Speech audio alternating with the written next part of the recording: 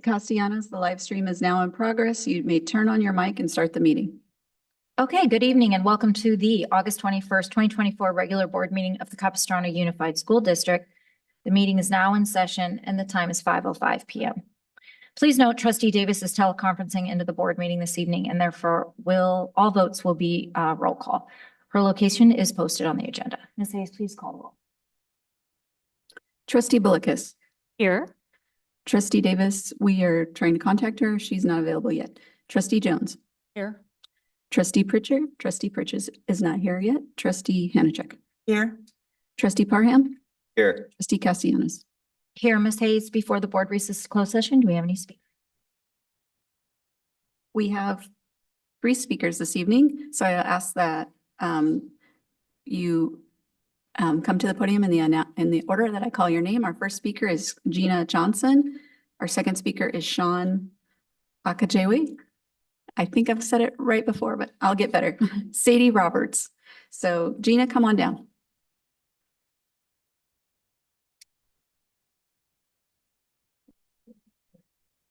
Hello, my name is Gina Johnson. I'm the mother of an 8th grade student, as well as the PTSA president at Ocasa College Prep in Aliso Viejo on the Aliso Niguel High School campus. Thank you again for the opportunity to speak this evening. Prior to our move from San Juan to Aliso Viejo, we were informed that the board had granted us use of many of the facilities at Aliso Niguel High School, one of them being 4% of the cafeteria. We were all very, very excited, especially our children. We were then told that that promise was unable to be fulfilled, and we'd be provided a food service cart that can keep hot foods hot and cold foods and drinks cold. Unfortunately, the food service cart we were provided is literally a push cart that would be used in a classroom, and it lacks the proper refrigeration and heating capabilities. I can't see how serving items from a cart with no refrigeration or heat will keep our children's meals at a safe and appropriate temperature to prevent them from becoming ill. Also, there were no trays to serve the pizza yesterday. After the children stand outside in the heat to get their food from the push cart, they must then sit outside in the heat. There is some shade, but it's still extremely hot outside. And there are no water stations or refilling stations in our area or near us for our students to refill their bottles as needed throughout the day. It's so important to prioritize the health and well-being of the students and see how these issues directly impact their safety and comfort. In addition, the meals listed on the My School menu site weren't the options provided as listed. Monday's breakfast had 1 fruit option instead of 2, and no milk options instead of 2. Monday's lunch had 1 fruit option instead of 2, no vegetable or condiment options, and no milk option. Tuesday and Wednesday's meals, sides, and drink options were more of the same and weren't available as listed. It's unacceptable and something needs to be done as soon as possible to provide our children with well-rounded meals. I do have a suggestion. Please, please, please allow us to use the 4% of the cafeteria that was promised to us. If this promise is unable to be kept, an alternative option for food service would be to let us utilize one of the portables near us so that we can safely and properly handle our children's food. We'd like to also ask for you to provide additional shaded areas, as well as install water fountains or refilling stations in our area for the students' convenience and safety. I thank you so much again for your time to hear our concerns and look forward to a positive outcome in a timely manner. Thank you. Our next speaker is Sadie Roberts. Sadie, coming in.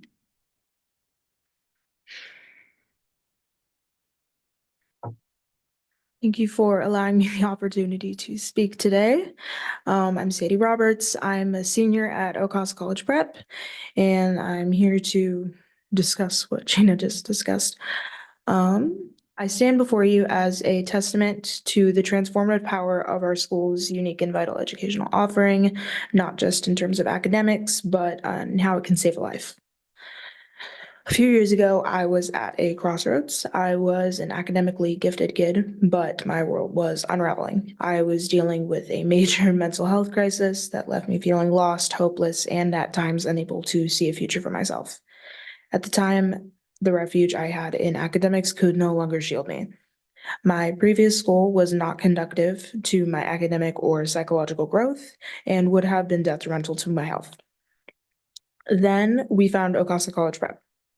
This school is truly unique, and OPCP didn't just see me as a student, it saw me as a human being, struggling but with massive potential. The staff provided vital understanding and support, creating an environment where mental health was taken as seriously as academic success. The teachers, counselor, and staff all worked together to create a safe space where I could begin to rebuild. At this charter school, I could take the time I needed to heal without failing or falling behind. The curriculum was rigorous but flexible, allowing me to work at my own pace and challenging me to push beyond my limits. The arts and sciences weren't just subjects, they were lifelines, helping me to express what I couldn't verbalize while exploring the world in ways that reignited my curiosity and passion for learning. This school year marked a change where we now share a campus with Aliso Niguel High, but our allocated building space is not enough to meet the growing needs of our students. We need more classrooms, more resources, and more specialized spaces where we can continue to offer unique, personalized education that has radically impacted my life and the lives of so many others. This lack of space is not just an inconvenience, it is a barrier to reaching our full educational and transformational potential. We have talented students eager to explore their passions, but they are often held back by the constraints of both their circumstances and our facilities.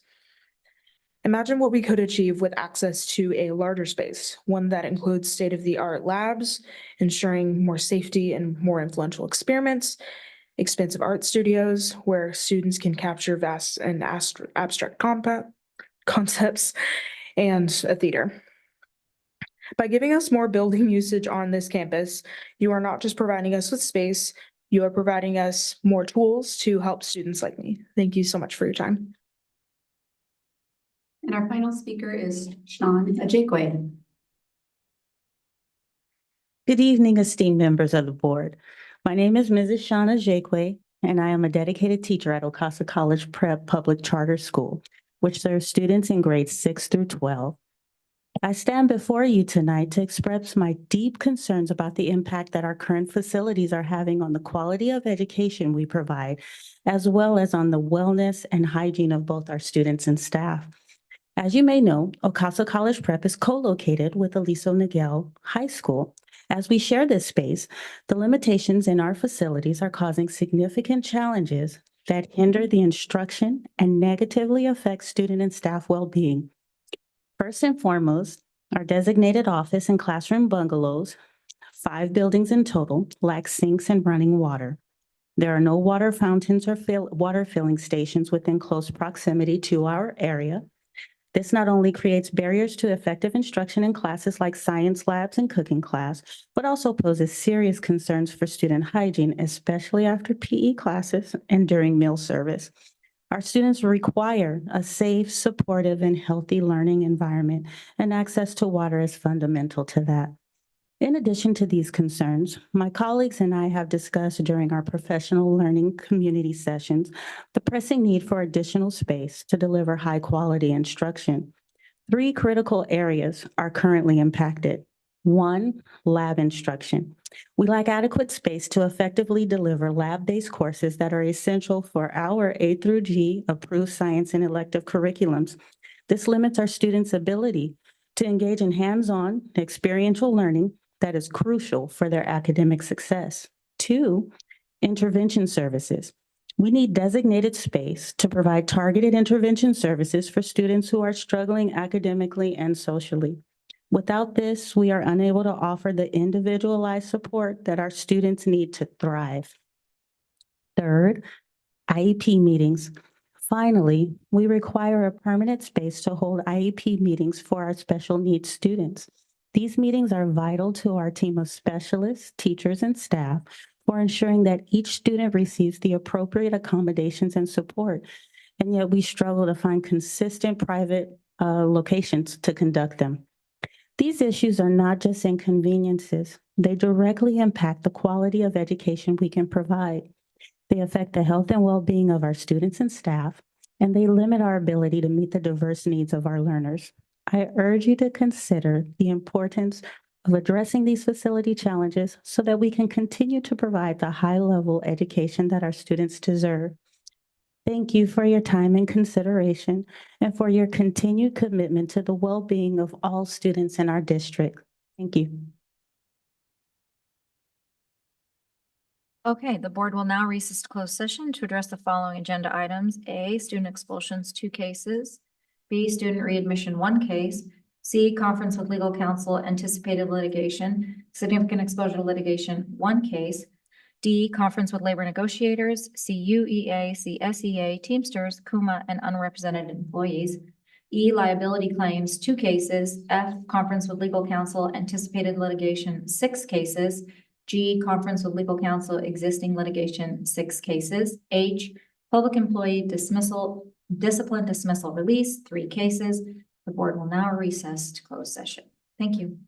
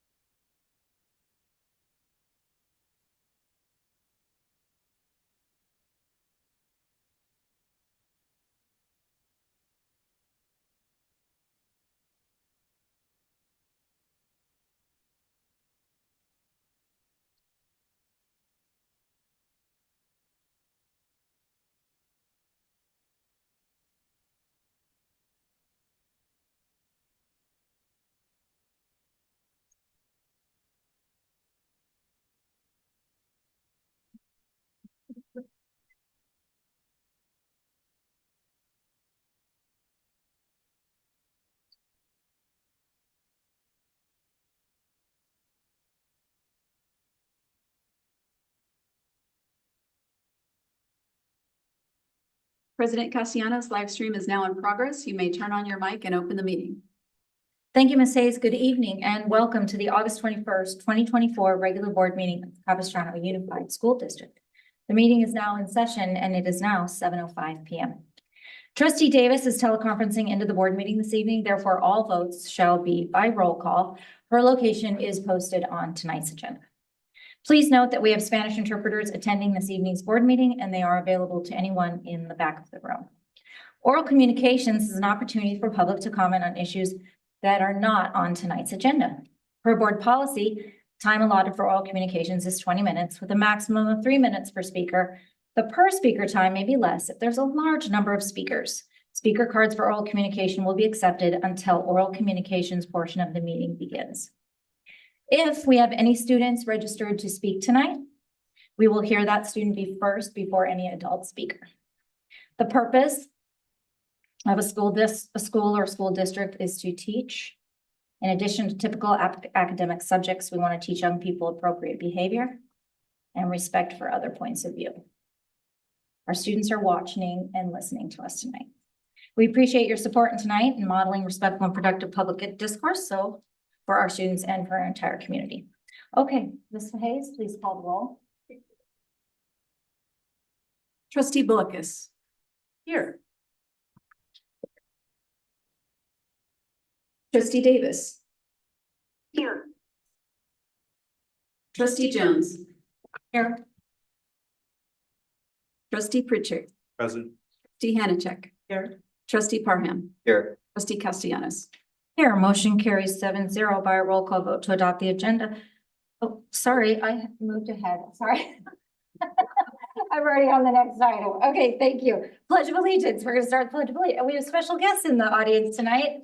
We have our some Boy Scouts. So if the Boy Scouts would like to come up, we'd be honored if you would lead us in the pledge. Yes, right here at the podium. Thank you so much. All right. May the audience please stand. Please remove all hats and head coverings and join me in saying the Pledge of Allegiance. I pledge allegiance to the flag of the United States of America and to the republic for which it stands, one nation, under God, indivisible, with liberty and justice for all. Thank you. Thank you. Okay, now I can have a motion to adopt the agenda. Okay. Moved by trustee Parham, seconded by trustee Hanachek. Ms. Hayes, please call. Trustee Bullicus. Aye. Trustee Davis. Aye. Trustee Jones. Aye. Trustee Pritchard. Aye. Trustee Hanachek. Trustee Parham. Aye. Trustee Castellanos. Aye, motion carries 7-0 by a roll call vote to adopt the agenda. Okay, now we are going to hear read out from closed session. Ms. Hayes?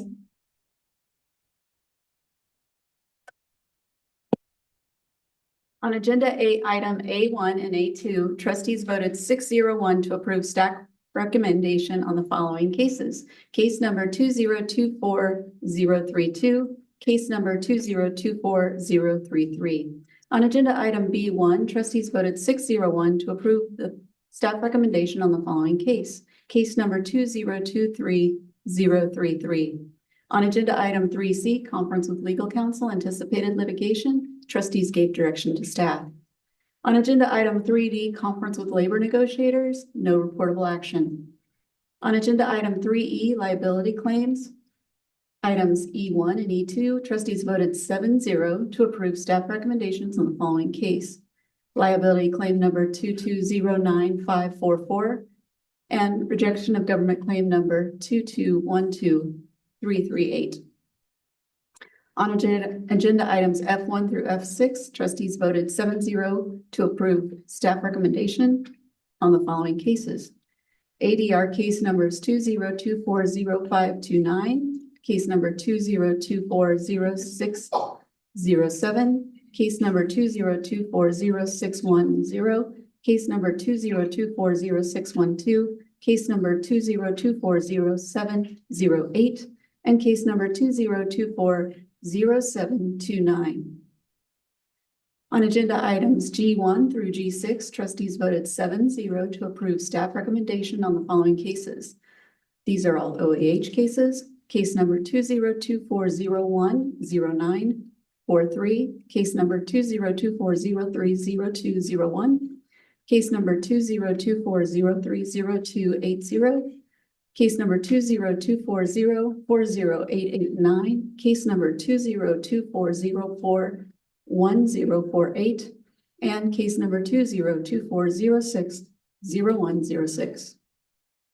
On agenda item 3H, public employee discipline dismissal release.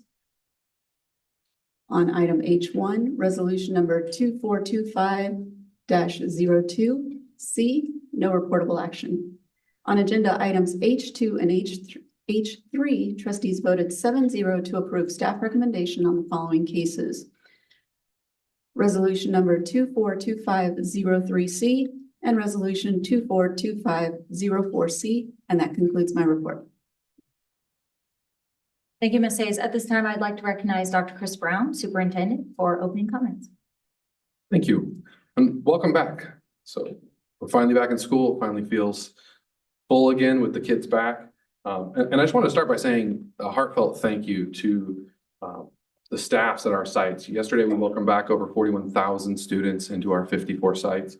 We welcomed back 6,000 employees who showed up to support those students. And I got to go to a few sites, and it was a really excellent environment. Everyone was out. In fact, I was at Kenosha, and while there was a few crying moments amongst the kinders and TKs, staff was great at kind of, rallying to their support and bringing them into the classroom and getting them engaged. In fact, at Kenosha, every single adult staff member was outside greeting families and greeting kids out throughout the day. As kids were needing support, they could get them to where they needed to go. Everybody was getting a good experience, and you could feel it at that school. So I'm sure it was the same way at other schools. I just didn't get to go to all of them, but I got to see Kenosha and Del Obispo and a few others. As we start the 24-25 school year, really our theme for the year is consistency. We're going to continue to work on the district's goals of increasing our students' academic achievement in ELA, math, science, continue to provide opportunities to close learning gaps. And really, I say consistency because the district has done a lot of work. Our teachers have done fabulous work. And I've said this before, but I'll say it again. When you look at the state dashboard, CUSD students score 47 points above the state standard in ELA and 17 points above the state standard. We are one of the highest achieving districts in the state of California, bar none, and we're just going to get higher. And really, when we talk about increasing these levels of achievement, our grad profile is pretty clear, and we're looking to make sure that when our students leave us after 13 years, TK through 12, that they walk out the door prepared to be a continuous learner, prepared for what the challenges of the adult world might be for them, even if it's a world that in kindergarten we couldn't have predicted in terms of the jobs they'd work into, that they're going to be engaged citizens, hopefully in our own community. They're going to be inspired leaders, they're going to be innovative, and they're going to be able to communicate, because that's a key feature of working in the adult world. The other thing we're working on this year is we're going to remain committed to building connections at school, be it world-class athletics, world-class academics, world-class visual and performing arts. We want all of our students to have something to connect to when they come to school, something to engage them and make school a rewarding experience for them. And we know it's different for all the kids, so we want to make sure we have all of those different opportunities available. And then, of course, we're going to continue on communication. So last year I held numerous coffee chats and open forums, and I will continue to do so this year across the district to really strengthen our sense of community, share our successes, and engage on the current topics and challenges that the district is facing. In fact, the first one will be Friday, September 6th at 8:30 a.m. at Malcolm Elementary School. So we're going to jump right in this year and get started with those coffee chats early. And so I just can't say enough about how excited I am to start the second year. When I sat up here 1 year ago at this time, I had a lot to learn about the district. I still have a lot to learn about the district, but the teachers and the staff here have really helped me learn it all, and they're doing a great job with our students. And so we're looking forward to an exceptional year of growth, and we're grateful for the opportunity that we get to educate the students of this community to become our future leaders. And that concludes my report. Thank you. Okay, trustees, Trustee Jones. So I also visited a bunch of schools in the days before school started and the first day of school.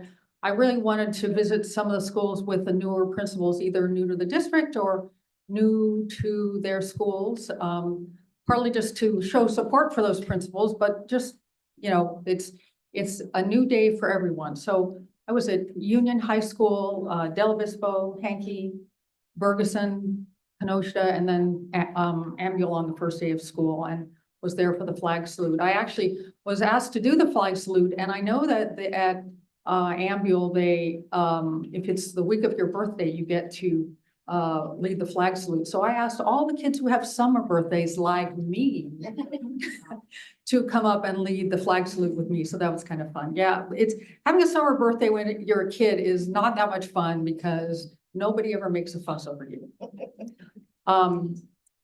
De vez en cuando tenemos personas que no hablan mucho español y están aquí y yo quiero platicar un poquito con ellos. Y veo que hay personas hispanohablantes aquí ahora y estamos muy alegres que ustedes están aquí. Es diferente para nosotros, pero ustedes tienen el aparato.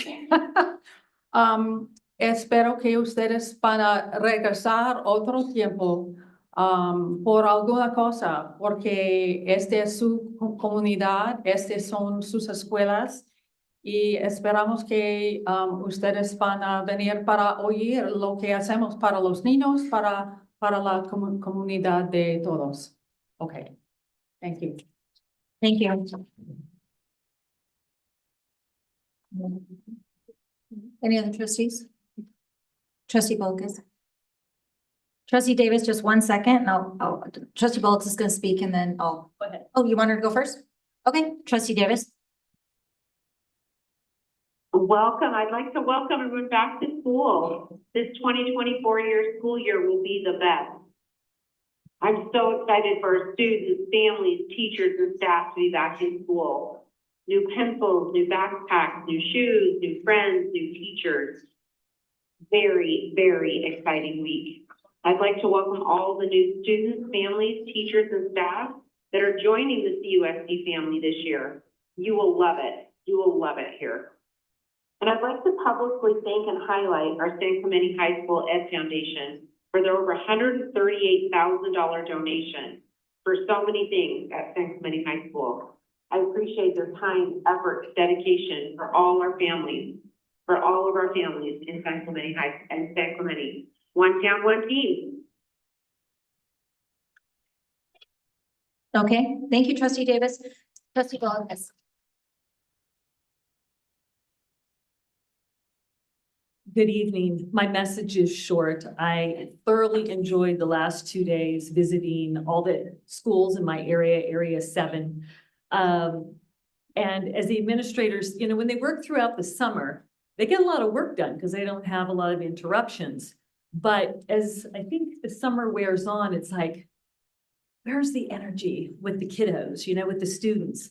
And the joy, the smiles, the exuberance and all. It was just so exciting to see. And if you check out our Instagram, very soon they're going to be publishing photos that we, as we visited our schools, shared. And when I was at Bathgate Elementary School, one teacher had filled the room with colorful balloons, and their slogan was "Flying High in 5th grade at Bathgate." And the kids were all just, you know, so excited. So wonderful to be back with the students in the class. And there was a lot of recognition this last Thursday and Friday. These teachers were back in service. And in touring around, I was learning about all the individual ELA scores and math scores that individual schools had exceeded and, you know, did better than the CUSD average, and they were having celebrations, and they get all very much excited. And when I was visiting Riley Elementary School, I got a whole tour of this wall about strategies for organizing student thinking. And it almost becomes like a competition because the teachers are anxious to get their kiddos, their students, up on the board for something that they have accomplished. And in the CGI, cognitively guided instruction and all. So especially in elementary school, it's so colorful as they make teaching and learning, you know, so colorfully exciting for the kids. I know it gripped my kids. They love every year. And so I just wanted to say thank you to all of the teachers that put in so much effort to make it such a welcoming, cheerful, fun start to the school year. We have some, I think, announcements tonight on that we're going to be making in regards to attendance. Those that are parents in the audience, we were really talking to you about trying to increase our students coming to school. And we know that when they're in school and they're not tardy to class, teachers can get on with the teaching and not have interruptions. And so we gave incentives to teachers to encourage that communication with families and all. And I think that's going to be presented tonight, I was told, because I have 4 of the schools that, as I toured, have nice big gold trophies and huge checks that they were presented. So it all just makes for fun and exciting goals for this new year. And I appreciate them all. Thank you. Okay, thank you. All right, at this time, we are now moving on to oral communications. The total time for oral communications is 20 minutes. Individual presentations are limited to a maximum of 3 minutes per individual, but could be less depending on the number of speakers. Complaints regarding district employees should be addressed by completing the district's formal complaint form, and that is available on the district website. Okay, Ms. Hayes, I think we're ready.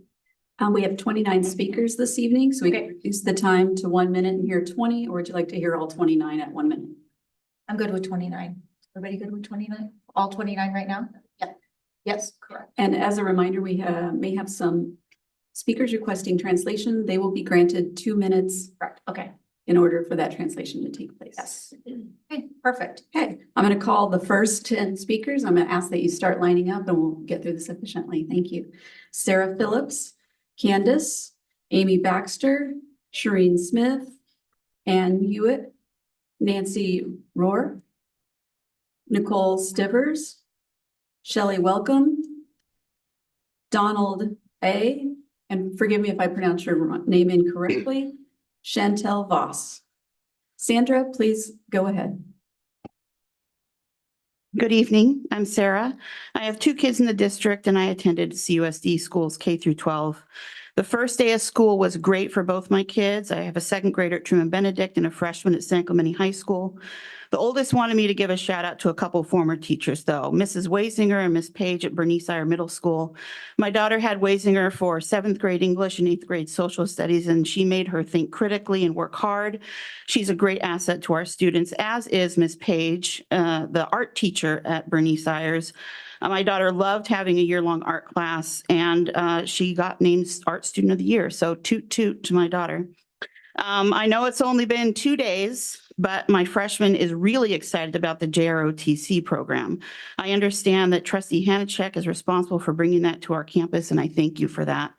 Our whole family is looking forward to a wonderful school year, and I'm thankful for everything that Capo provides. Our next speaker is Candace. Please go ahead. Hi, we had a great back to school experience this week. My kids are so excited for their new teachers who are both just wonderful people and amazing educators. Our PTA threw a back to school party Monday and the superintendent came to celebrate with our community. We also received a very nice voicemail from Dr. Brown that evening, welcoming families back. I feel very grateful to be in such a supportive school district. But one of our board members feels the need to overshadow this special time. Lisa Davis and her friends held a parental empowerment event last week with the tagline, "Join the fight to protect students." They were also campaigning in front of our schools yesterday for first day drop off, and they're holding a freedom rally at a mega church this weekend. Lisa, there is no battle for good and evil happening here. The kids are fine, their teachers are fine, the parents are fine. The only one who's not fine is you, spreading misinformation, fear mongering, and breeding distrust in our schools for your own political gain. Hopefully the voters are smart enough to see through your theatrics in November. Thank you. Our next speaker is Amy Baxter. Hi, Amy, please go ahead. Happy New Year. As with the beginning of any new year, I made a list of wishes. And this year, I would like a year free of the ridiculous notion that we are a district in crisis. A year free of religious extremists trying to infiltrate our public schools. A year free of manufactured crises and fear-mongering. However, I am looking forward to a year full of continued growth in all testing areas. The data bears these facts out.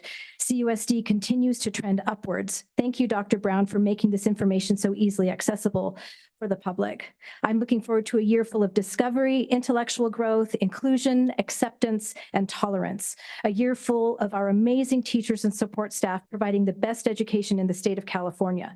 A year full of celebration in academics, athletics, arts, and career pathways. We have much to look forward to. Happy New Year. Our next speaker is Shireen Smith. Good evening. My name is Dr. Shireen Smith, former Capo teacher, middle school principal, high school principal, and retired superintendent of Laguna Beach Unified School District.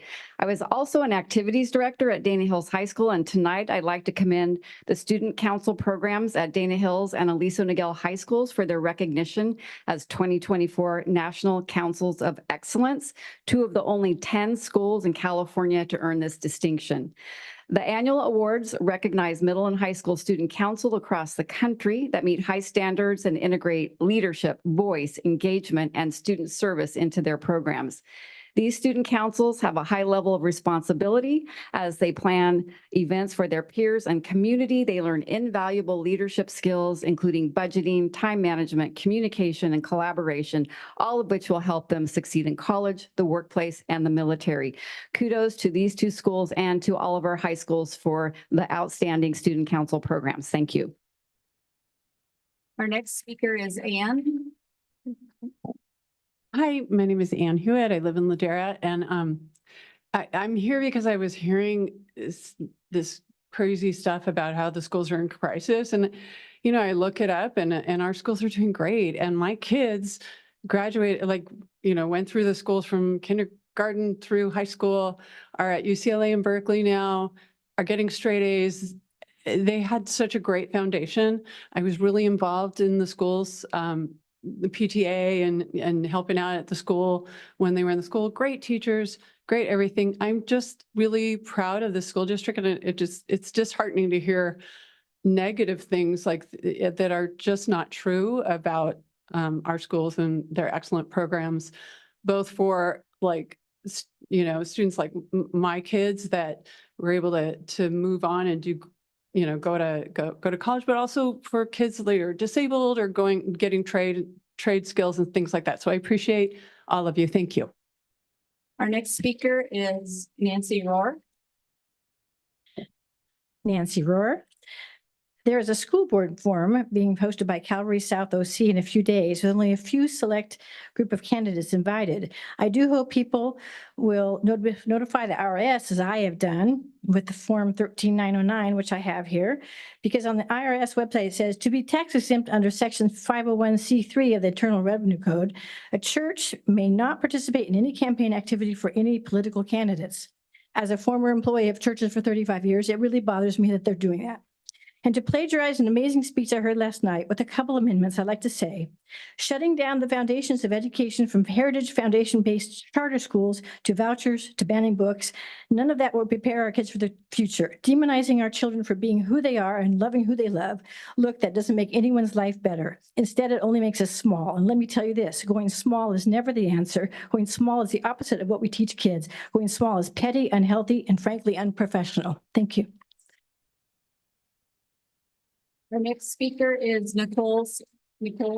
No, Chantel Voss.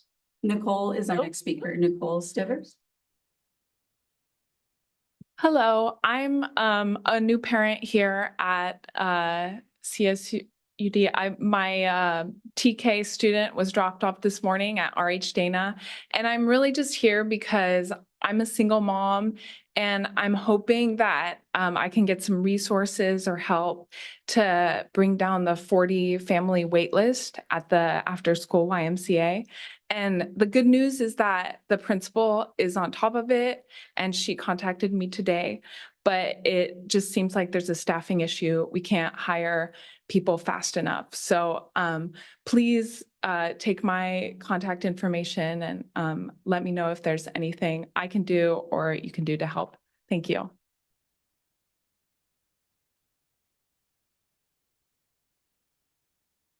Can we pause for a second, Ms. Hayes?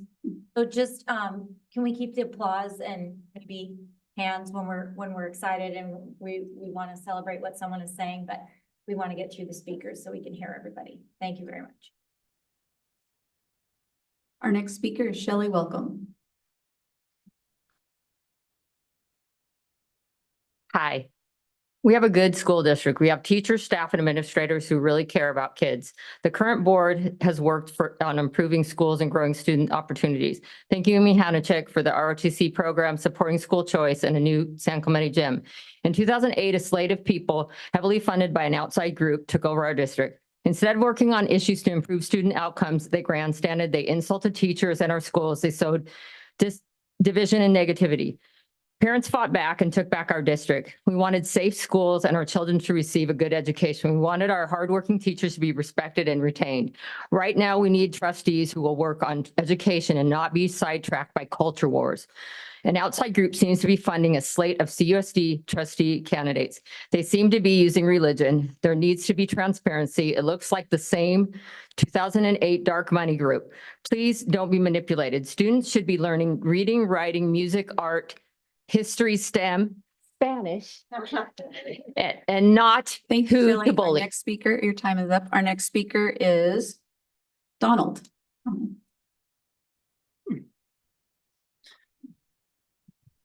There's a handout for you guys on the policy, but I'd like to talk. My name is Donald Valeur, a San Clemente resident.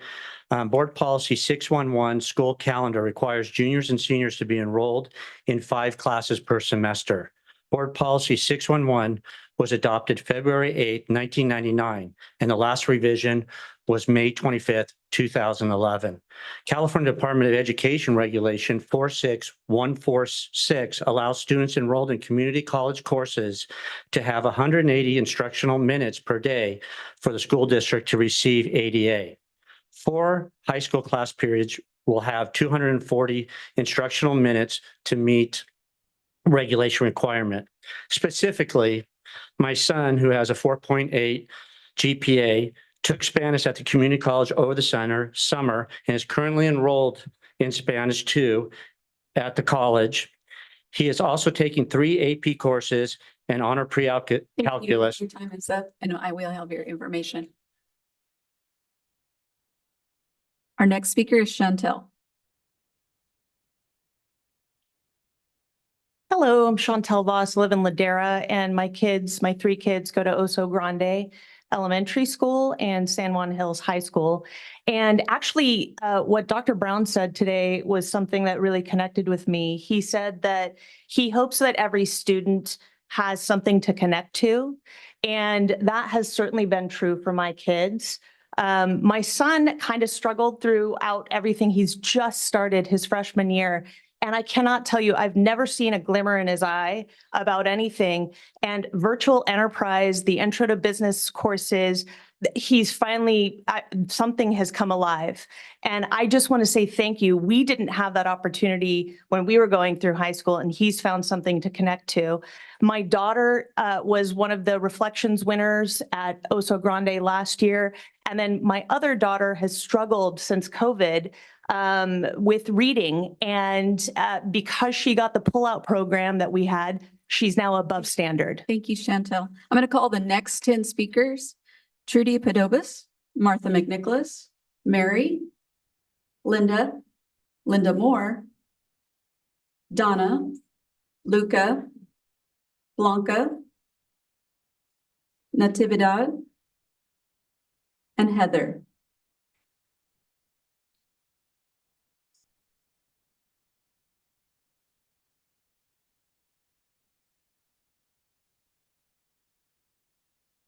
Hi, my name is Trudy Padobas, CUSD parent resident from San Clemente. The title of a guest opinion article in the July 18th edition of the San Clemente Times was, "We did it! Teen alcohol use is down and parental involvement is up." This article was written by Marcy Mednick of Mission Hospital and the San Clemente Wellness and Prevention Coalition. Marcy asked San Clemente readers if they've heard the good news. The good news is that teen alcohol use has significantly decreased here in CUSD over the past 5 years, according to the California Healthy Kids Survey. Marcy thanked parents, educators, and the community to shift our students to positive behaviors. We've all together made a big difference. I thank San Clemente parent and advocate Susan Parmalee. And I thank you, Dr. Brown, and the Board of Trustees for the supporting tool of the California Healthy Student Survey. Thank you. Our next speaker is Martha. Good evening, Martha McNicholas, President of the American Legion Auxiliary, South Orange County, Unit 281. I would like to congratulate and welcome our new student board member, Catherine Verando. In case you didn't know, Catherine was a delegate representing Aliso Miguel High School at the 80th Annual California Girls State program this summer. Girls State is an immersive mock government program where the girls learn the importance of meaningful participation in all levels of government. As part of the legislative exercise at Girls State, the delegates are encouraged to write a proposed bill that will be debated and discussed at the Girls State Senate and Assembly once they get there. The bill Catherine proposed was Local Control Accountability Plan Transparency Act of 2024. She cited sections of the California Ed Code and local LCAP requirements by CDE. Oh, dang. Our next speaker is Mary. Yeah, you can go back. I'll say it next time. The word I want to say is civic.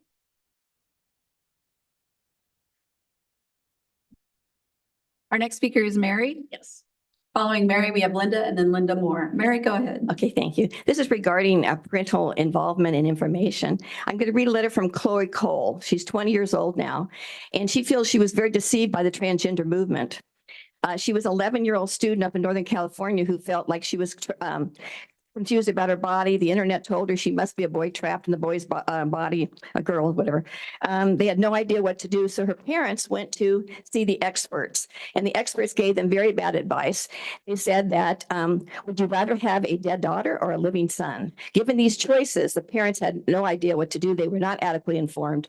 So they went through the process. They got the drugs at 13. They got the mastectomies at 15. Now she's a 20-year-old girl who bemoans the fact she can never nurse her baby. She realizes it was just a phase she was going through, and she's very angry at adults not protecting her. So thank goodness she has found a bunch of very good lawyers who are going to be coming after the doctors and all the people involved that do not protect our children. Thank you. Our next speaker is Linda.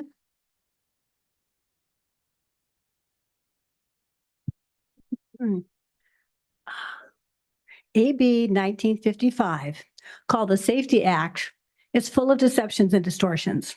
The law explicitly denies parents a right to protect their own kids. Parents are not allowed to have any truthful information asking about their child's gender status. This bill is a direct attack on the fundamental role of parents and the sanctity of the family, and aligns with the Marxist agenda, and violates the 14th Amendment. The Marxist self-stated goal is to emphasize the need to raise children away from the negative influence of parents. The new law was designed to destroy families and control our kids. There's a word for adults that keep secrets with children, hiding information from their parents, and it's called grooming. Please represent the values of the families you represent in our district. Thank you. Our next speaker is Linda Moore. Yes, I'm a retired CUSD teacher, and this is part 2 of my statement that I couldn't finish last month. Word to the wise there. My premise was that contrary to what was said by a speaker during previous oral communications, the teachers union does not control our school board. Our teachers union does not have that kind of power, quite the opposite, as I explained in part 1. But the relationship between the school board and the teachers union can be a positive one. Both sides have the best interests of the students in mind and often work together to that end. I ask that speakers please do your research before making such misleading and untrue statements. Thank you. Our next speaker is Donna. Hi, my name is Donna Vidrine. I'm a San Clemente resident. This is my first school board meeting. I've been to many PTA meetings. I have two children that graduated from UCSD high schools and one grandson. They received an excellent education. Two graduated from college. One has a PhD and is a scientist, and my grandson is still in college studying civil engineering. I just want to say thank you. I appreciate the work that you do, the teachers do. I support unions. We are a union family. My family started with unions in Cincinnati delivering milk many decades ago. And I just want to say thank you for the work that you do, and I really appreciate it. Our next speaker is Lucia Lopez. And I'll set the timers for. Hola, buenas tardes de antemano. Muchas gracias por este nuevo ciclo escolar. Ok, yo de antemano soy Lucía López, presidenta actualmente de DILAC en San Juan Hills. He tenido la oportunidad de participar mucho como madre involucrada en la escuela de mis hijos. Esto me ha llevado a ver la necesidad que hay con el transporte escolar para los padres actualmente que han estado batallando mucho. Quien lleve o quien recoja a sus hijos por la necesidad de que no hay suficiente transporte. Y también otra cosa que la comunidad donde yo vivo es altamente sobrepoblada, así es de que es mayor la necesidad de transporte escolar.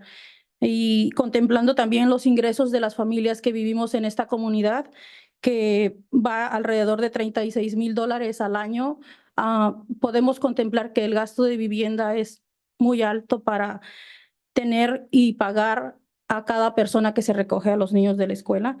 Y pues de antemano que nos solucionen ese problema de transporte. El año pasado ya tuvimos una reunión con el doctor Chris Brown y hablamos del transporte. Se mejoró, pero no fue suficiente. Necesitamos más de su apoyo de ustedes como distrito, porque nosotros les exigimos a nuestros hijos, ustedes como distrito, nosotros como papás, pero también tenemos que darles ese apoyo con esa necesidad.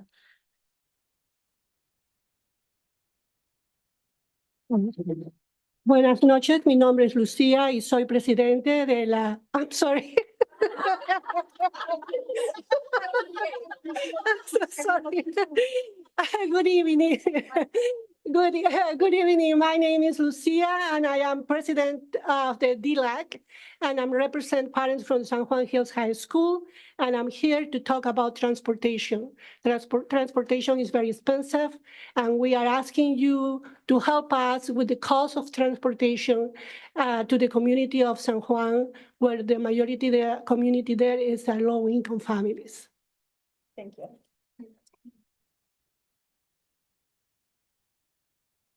Our next speaker is Blanca Mendez. Buenas noches, yo soy madre de una estudiante de San Juan High School y estoy aquí para representar a madres y padres y la CLC. Gracias por el avanzamiento de los pases, que ayer recibí la noticia que mi hija ya tenía su pase y pues estoy aquí porque así como yo estuve, hay muchas madres preocupadas quién puede llevar y traer a sus hijos porque los raites son caros y pues uno gana poco y las rentas, los gastos sí son altos. Y pues quería ver si nos podían ayudar un poco más con nuestra comunidad para los niños. Y también quería compartirles unos datos. Siempre hay lista de espera para la zanja, pero muchos estudiantes necesitan el pase de autobús y no pueden solicitarlo. Padres informaron haber llegado a las oficinas de transporte a las 5:30 de la mañana, esperar 3 y 4 horas en la fila. Muchos faltaron a un día de trabajo el transporte escolar no debería ser tan difícil de obtener como boletos para un concierto. Okay. yo le voy a Ya. traducir. Okay. Good evening, my name is Blanca, and I want to first thank you for the bus pass that I already got, and I want to ask you for help because obtaining transportation is very difficult. Parents have to wait 4 hours to get transportation, and she said it is harder to get a transportation pass than to obtain a ticket for a concert. Our next speaker is Natividad. Hola, buenas noches. Mi nombre es Natividad Aguilar. Soy madre de 5 niños en diferentes escuelas y vengo representando a la CLC y a padres y madres que están pasando por la misma situación que yo. Me gustaría compartirles un poquito de lo que a mí me daña el no tener transporte escolar para San Juan Hills.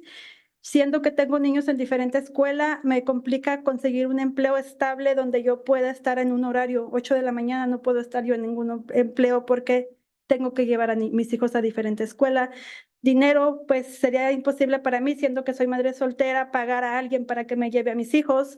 También sería imposible para mí, pagarles gas o gasolina. De hecho, se me hace complicado pagar gasolina, se me haría complicado todo lo demás. No solo yo, sino hay más padres que están pasando la misma situación que yo. Entonces, me gustaría que se tomaran un tiempo y nos escucharan y trataran de solucionarnos este problema, si se le puede llamar les quiero compartir unos datos. No existe una ruta de autobuses en mi comunidad. La escuela está a 1 hora y media a pie de muchos vecindarios densamente poblados. También hicimos una encuesta el mes pasado para entender más de la experiencia de las familias al obtener pases escolares. Muchos padres ajustan sus horarios laborales y pierden ingresos por horas debido a la necesidad de llevar y traer a sus hijos de la escuela. Un último ya. Le doy las gracias por haber hecho más fácil lo de los pases. Sabemos que ya han hecho un poquito sobre los pases. En eso les agradecemos. Podemos hacer más.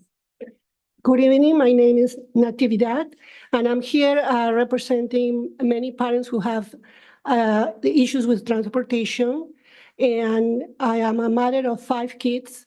I'm a single mother of 5 kids, and it's very difficult for me to transport my kids from my house to the schools.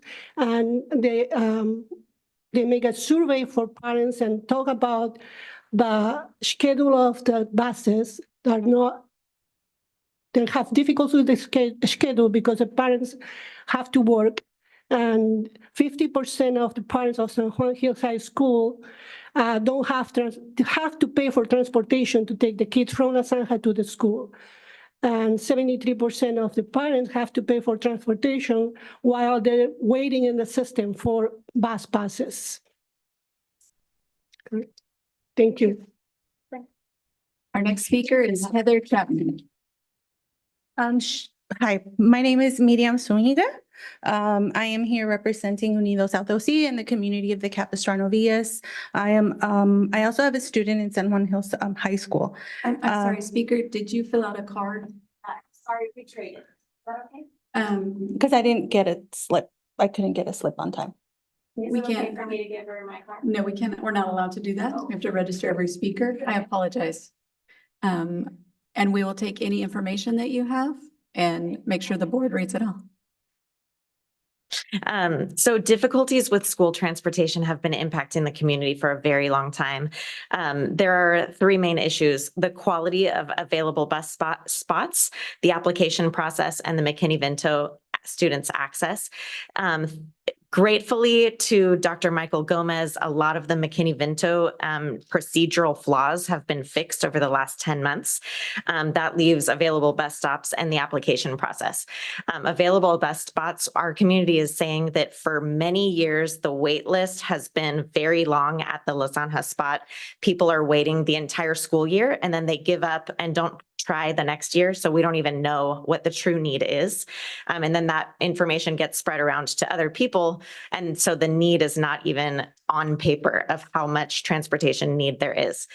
In the meantime, parents are either losing work hours or paying for private rides. We asked people, what is the average amount that you're paying for a private ride? Because you can't use Uber or Lyft. They're like unofficial rides. The average amount was $17 per direction. Our next speaker is Lisa H.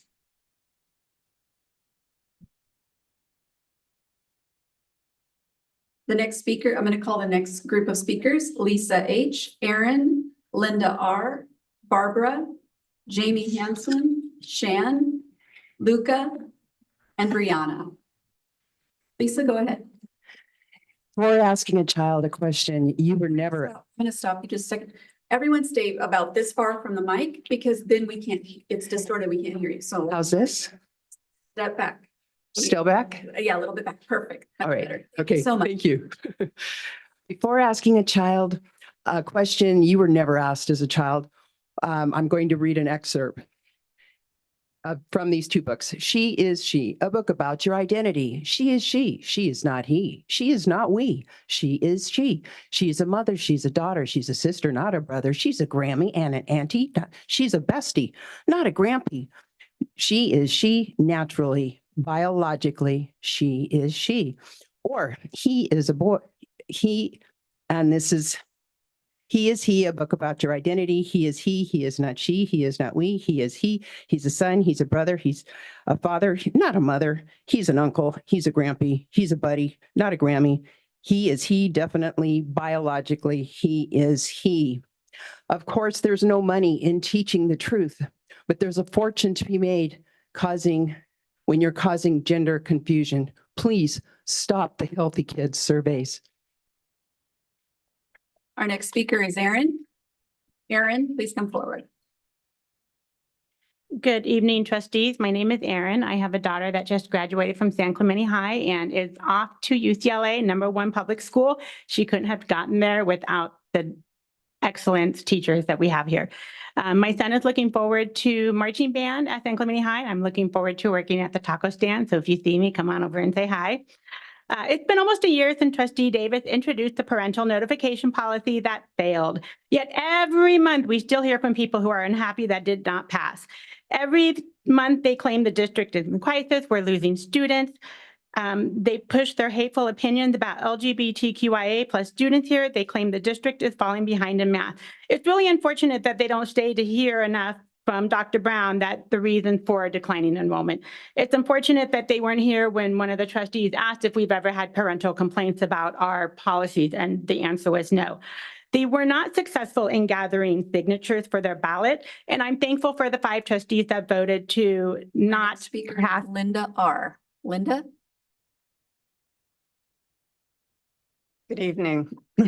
As of August 13, the American Society of Plastic Surgeons is the first major medical organization in the United States to oppose gender-affirming surgeries for minors.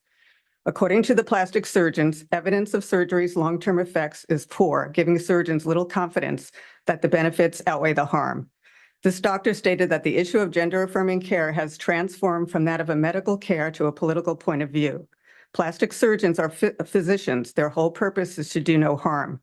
They are not to gloss over problems with something that is touted to be a cure. The plastic surgeons among themselves have decided to look at the science, and it's blatantly obvious that there's no support to removing healthy organs to try to transform a body to the appearance of the opposite sex. They concluded that the treating gender dysphoria with these medical procedures in hopes of producing a better health outcome for minors is not based on fact. It's based on hopes and whims. It is an experiment, and an experiment that has gone wrong. Thank you. Our next speaker is Barbara. Barbara, go ahead. Hi, I am a parent, homeowner, taxpayer in the district. My daughter's school got new roofs this year. Thank you, Trustee Hanachek, for your support of our school. But I'm here to talk about resources. This board has the task of being stewards of our precious district resources. Resources that could go to our facilities, books for students, updated technologies, adding more staff, or perhaps adding more capacity for our YMCA programs or buses, as we've heard today.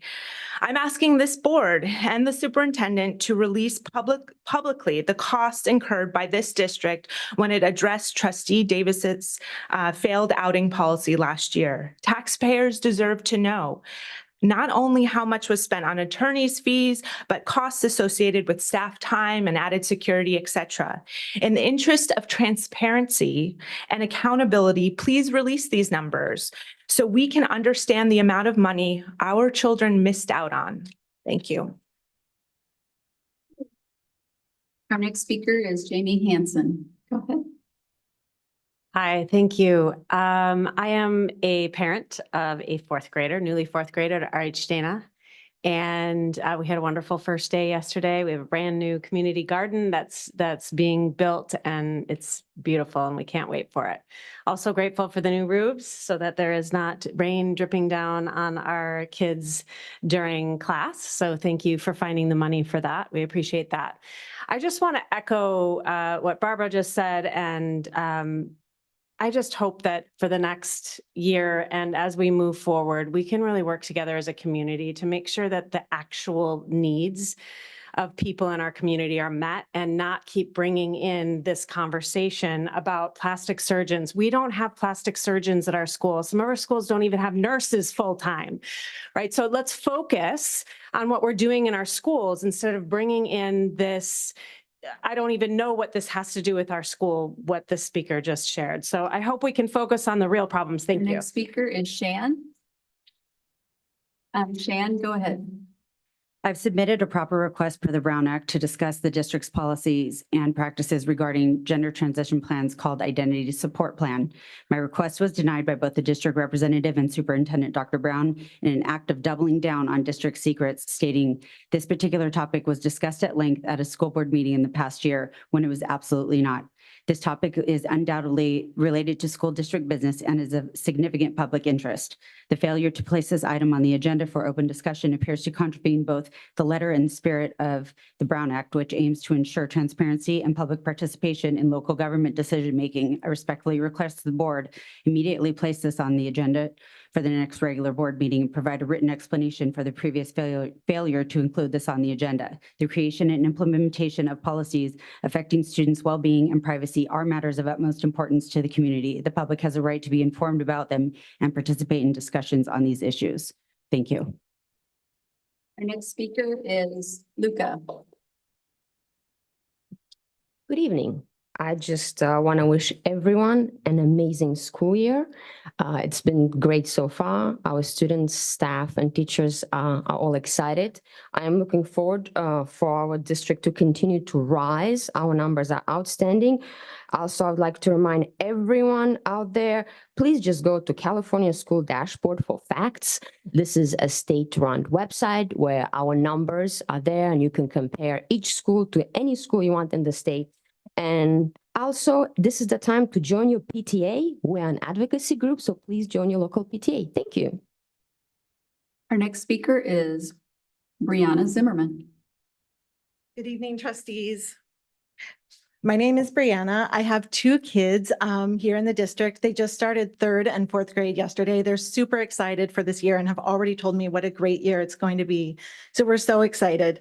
I wanted to thank the board members here tonight who were directly responsible for using resources in a responsible way to get our school new roofs. We had a ton of leaky classrooms last year and it really interrupted class time. Standing here tonight and listening, there's so much need. It's not just our roofs. It's YMCA after school care. It's bus transportation. People have real needs and have addressed real issues tonight. And I just wanted to say thank you for your service. And we are not listening to the fear mongering. There was a woman campaigning outside of our school yesterday, and her agenda is based on fear and not fact. We're not buying into it. We are voting for trustees who are going to use the resources responsibly for the students. Thank you so much. That concludes our speakers this evening. Okay. All right. Thank you very much. Tonight, yes. In my 7 years of being on this board, we've always been challenged to reach out to our Hispanic community.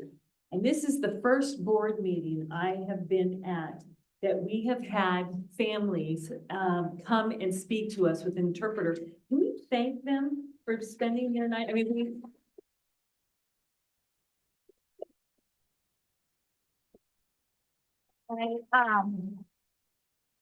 I just as I appreciate that. Yeah, I agree, trustee Bowl, because I appreciate those comments. Sitting here listening to you come into this room, it's very difficult to come into this boardroom and speak at that podium. It's not an easy thing to do for any parent. And it probably feels a lot more challenging when you speak a different language. So I appreciate you being here. We want to hear your voice. You're very important to us. So thank you again for coming tonight.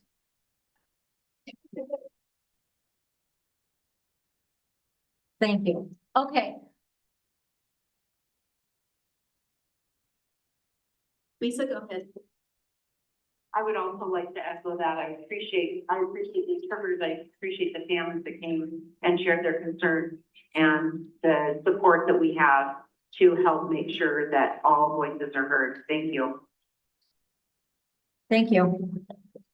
Okay, we are moving on to discussion action items. So we are starting with 11A, which is food and nutrition services.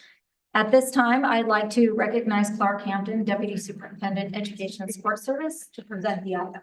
Thank you, President Castellanos. So this item is to provide a brief update on the Eat Real certification that was provided in Capistrano Unified. And it's a hot mic. And a little bit of background on the food services department in general. So I'd like to introduce Kristen Hillman, Director of our Nutrition Services Department. Thank you.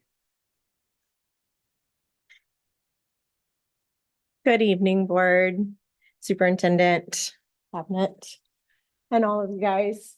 Thank you for being here. I have our nutrition specialist, Shannon Illingworth, and our Eat Real coordinator, Natalie, with us tonight. My name is Kristen Hillman. I'm the Director of Food and Nutrition Services. Our department is 200 employees strong. We feed students at all of our sites, and we are proud of what we do. Program basics. So food and nutrition services, we run both state and federal programs. Our program is run through USDA, National School Lunch and School Breakfast Program, as well as California Universal Meals Program, which started about 2 years ago, right after the COVID epidemic occurred. So we get to feed all of our students for free, both breakfast and lunch. We are funded based on each student meal served. That is the only way that we receive funds for our program. Those funds are reinvested into our program, and they are held in cafeteria fund, which is Fund 13, completely separate from the general fund. For this school year, we are funded based on a federal reimbursement rate and then a state reimbursement rate that brings those reduced and full paid meals to the full federal reimbursement. So the stars show the federal reimbursement rates for basic and severe need. Like I said earlier, all meals that we serve, that's how we get our money. It also depends on the socioeconomic standing of the school that those meals are served at. California brings our total reimbursement whole for each meal served. And that chart shows the total rates, including the federal reimbursement, the performance rate standing, Prop 98, and all the other fun things that happen within our program.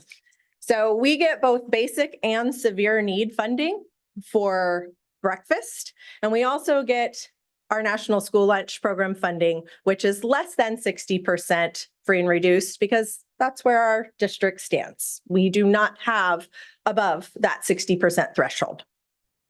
So these are our per meal rates that we receive for each meal that we serve to our students.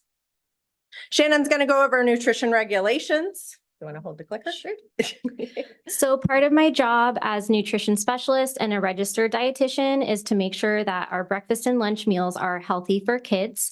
They have to comply with federal regulations set by the USDA Healthy Hunger Free Kids Act. It's a mouthful. It has an abbreviation. So for breakfast, we are required to provide whole grains, protein, fruit, and milk. We have grade-specific calorie, saturated fat, and sodium thresholds, and we have to remain under 10% calories from saturated fat. We have similar requirements at lunch. We provide whole grain-rich grains, protein, fruits, a wide variety of different colored vegetables, and milk. And we have age-appropriate calorie, sodium, saturated fat regulations. All of our menus undergo nutrient analysis by me, down to every little packet of ketchup, it's analyzed. Students with allergies and special dietary needs can also participate in our program through accommodations.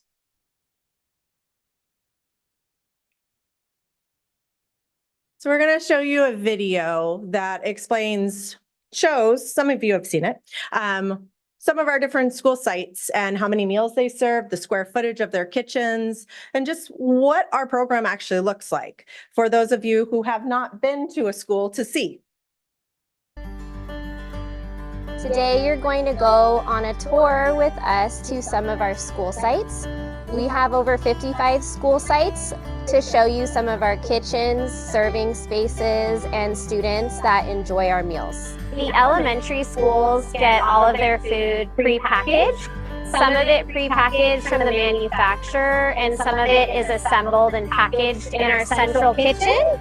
An example would be this salad that the central kitchen made with fresh romaine, cherry tomatoes, and cucumbers that they sliced.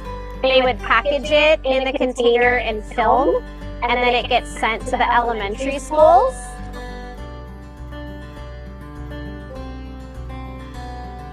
I serve breakfast and lunch daily for the kids from TK all the way to 5th grade. I'm a small school compared to other schools in our district. Also, we have tight quarters in our kitchen. The only way we can serve is outside. Even on a rainy day schedule, we have to serve in the library. That's a feat in itself to lug everything back and forth.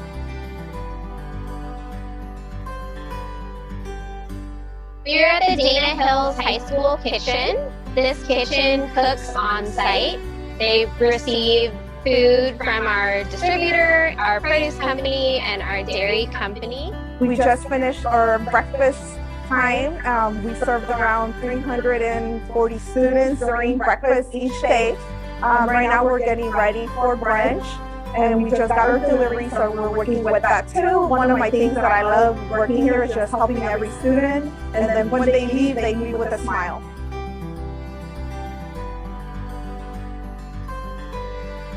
I've been here since 2008, and the kids are getting their lunches right now. We have a choice between cheeseburgers and grilled cheese sandwiches. We also have fresh salad and pick 'em up, and of course their favorite potato tots.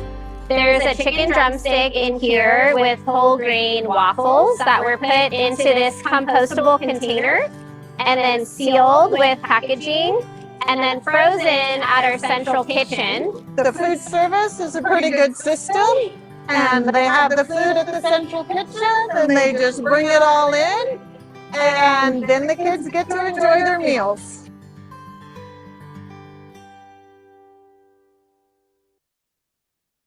Thank you very much for watching that. Our hopes are to be able to do that for each of our schools so we can showcase exactly what we are able to do and not, in all honesty. All right, so these are some highlights from last school year. We served over 4 million meals at this school district. And in those meals, we had over 80,000, almost 81,000 pounds of organic produce. There's not a lot of other schools in this area that do serve organic fruits and vegetables, as well as some of our proteins. And like I said, we have 196 dedicated employees, almost 200. We're still filling that with the helps of HR. One of the biggest celebrations of last school year was our Eat Real certification. And that's why I brought Natalie along, so she can explain to you a little bit about what Eat Real is and how important that certification is to our district, to our program. So I'm going to pass the mic to Natalie. Hi, I'm Natalie. I'm the COO of Eat Real. I'm going to go a little bit off slide. We have a vision that every child deserves a healthy, delicious future on a livable planet. And unfortunately, that's not really the trajectory that America is heading in. Type 2 diabetes, obesity, ADHD, anxiety, all of these diseases are on the rise in our kids. And they're all coincidentally processed food related diseases. 67% of the calories that our kids and our adolescents are consuming are from ultra processed foods. The average American kid eats 65 pounds of added sugar a year. That's enough to fill a bathtub. So what do we do about it? We look to the greatest lever for food system change that we have in America, and that's our public school system. Public schools have more locations. It's the largest restaurant chain in America. We have more locations than Subway, Starbucks, and McDonald's combined. They serve 7 billion meals a year. So we work with food service heroes like Kristen and Shannon to certify amazing food service programs like Capistrano Unifieds for serving real food. So in the fall of 2021, we assessed, I'm supposed to switch slides. We assessed the meal program here against our 10 standards, about 60% children's nutrition related and about 40% planetary stewardship. And over the course of the ensuing 2 school years, this team did the amazing work, the heroic work of getting certified. So Shannon's going to talk a little bit about what that looks like. This one. Yep. So some of our program highlights, we really strove to remove added sugar from our menus. That is not a current USDA standard, but we wanted to go above that standard. So with the assistance of Eat Real, they highlighted areas of improvement. So we have made changes and removed items from our menu to decrease the amount of added sugar in our kiddos. A big example of this is that you will not see juice at our school sites, and we continue the movement by removing other, specifically breakfast items that are higher in added sugar. Another area we're really proud of is we can put on a map where our produce comes from. Prior to getting Eat Real certified, we would reach out to produce distributors and ask where the apple came from or the kiwi, and we had a hard time getting an answer. So with Eat Real's help, we have made connections with farmers in California or even local within 150 miles of our district, specifically in the Fallbrook area. So we're really proud of this green map that we know where our produce was grown. And we've also brought on organic produce, as Kristen mentioned. We've also made it a goal to be more responsible with the proteins that we put on our menu. This also is above USDA standard. Our milk and yogurt are made from cows not treated with RBST. We have started sourcing grass-fed proteins that are even raised on land that uses regenerative practices to be mindful of the soil that they are using. We're proud to work with Mary's Chicken. We brought in raw chicken thighs and drumsticks and roasted them in our central kitchen. And we also have plant-based entrees available on our menus. So this would be a featured meal that we are very proud of. It is a chicken adobo dish that our executive chef, Joanna Floor, created. It utilizes an air-chilled and humanely raised chicken thigh from Mary's Chicken that we marinated from scratch and roasted in our central kitchen, and we served with scratch-made rice. There is also a salad that was freshly prepared, and we know where the vegetables were grown. We have our white milk. We had an organic pear that was grown in California. And we had locally grown baby carrots that were grown within 300 miles of our school district.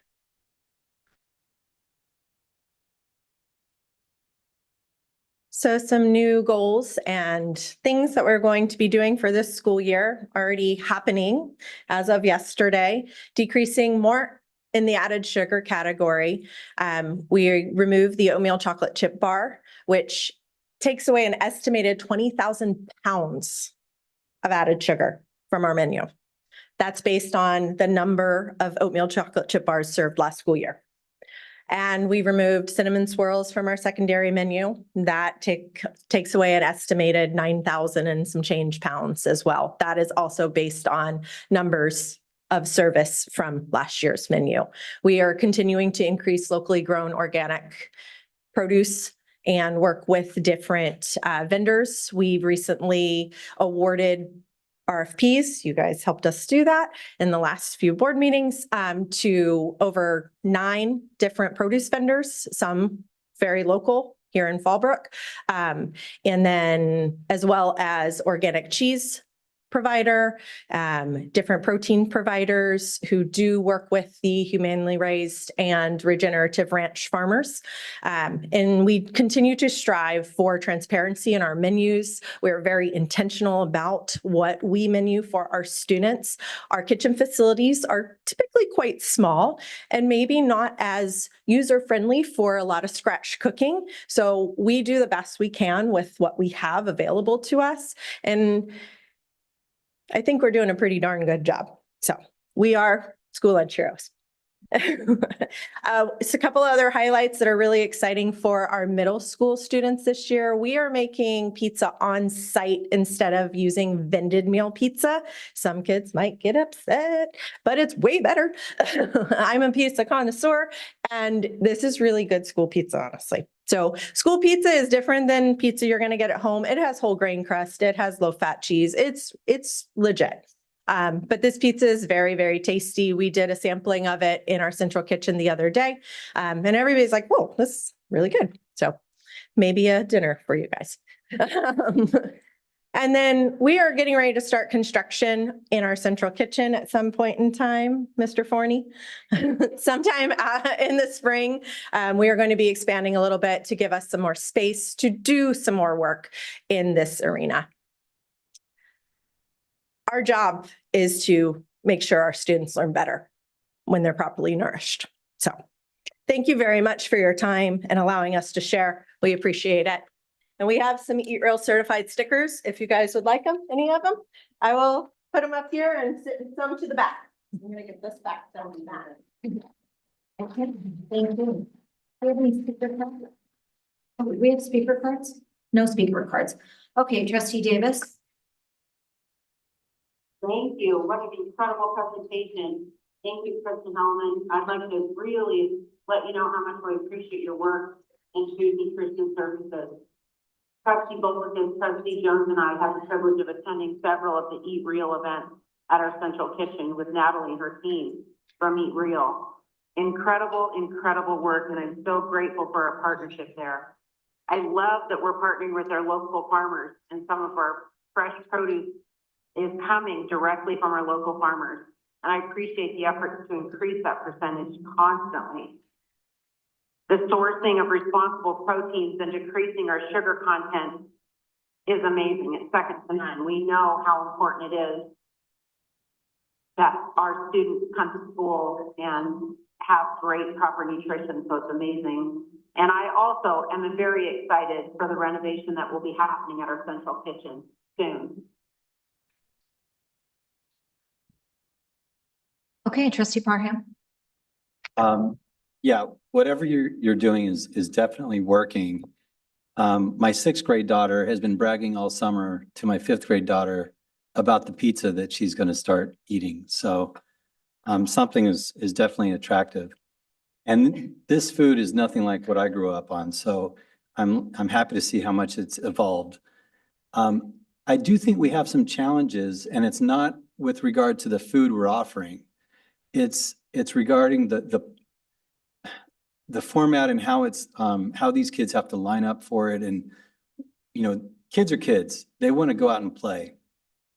And I know that it's always a challenge getting kids to eat. So I'm not trying to solve an insolvable problem, but I think we could do more to plan appropriately so that the kids can make that decision to go and eat at lunchtime rather than just play, wait till the end of the lunch period and then, you know, forget to eat. That does happen. I hear from a lot of parents about that. It's not an issue with the food being good. It's an issue of maybe some guidance and some planning by the staff, especially with the little ones. That's that's where it's really, you have to kind of make them do it sometimes. So hopefully we can talk a little bit about that with the staffing and how this is done. Because, kids are coming home hungry and parents are wondering why. But what you're doing is fantastic. So thank you for that presentation. Trustee Hanachek. Thank you. So if the food existed the way it is now when my kids were there, because I packed their lunches from the minute they started school till actually probably end of their job. So probably still would pack their lunch. So thank you. I definitely echo that. I've been at school sites, and this isn't your arena, how they feed the kids, but there are some schools that I have known that will let the kids play first and then they eat. So sometimes that works out. Could you just touch on that you had mentioned, highlighted it when you were at Coffee Chat in San Juan. Thank you so much for going and spreading that great news. When there's leftover food, there's an opportunity, you call it something special when they can put food out on a table for other children because it's really cool. So we try not to waste. They don't just throw everything away. So in the video, you may have seen a green station that had several shelves. It's called our share station. So what that is a place for students as they come through the line, because they must take a fruit with their meal at breakfast, and they must take a fruit or a vegetable with their meal at lunch. If they decide they don't want that fruit, mostly you'll see in that video that it's fruit. Or if they decided they took a milk and then as they walked out the door, they're like, nah, I don't want that milk. They can put that in the share station, and then other students can come and take those items if they're still hungry. So it's kind of like a seconds station for our students. It is part of the food recovery system. There is legislation on that through our state. And so we do take that food back into our program. We wash it. If it is viable for reservice, we will put it out for the next meal service. If not, at the end of the day, we do have different agreements at different school sites. If the principal or YMCA or a teacher group has an after-school program, or there's a family that is in need, they can collect those meal items from the share station at the end of the school day or end of our meal service and pass those along to a family in need. Before big breaks like winter break, Thanksgiving break, spring break, summer break, we do collect anything that could potentially perish over those breaks, and we donate it to different groups. So we work with a company, or it's not a company, it's a group called Abound Food Care. They used to be OC Waste Not. And they changed their name. So we have an MOU with them, and they match us with different food recovery places. So there's places from Santa Ana that will come down and pick food up from our central kitchens. But it's really whoever, but we do have to have agreements because it's part of legislation. So yeah, absolutely. Trustee Jones. So I was excited when a few months ago, there was this, I don't know, it was a new federal requirement or a new state requirement for reduced sodium and sugar. Federal. And we found out that even though a lot of districts are like, oh, this is going to be so expensive for us, you were already doing it and it's not costing us anymore. And I really applaud you for that. So thank you very much. Yeah, we've been told we're pretty progressive in our program. So. Trustee Bulkus. I was just asked this last week from a parent about food and what we serve, and I had read the agenda, and I said, let me send you something.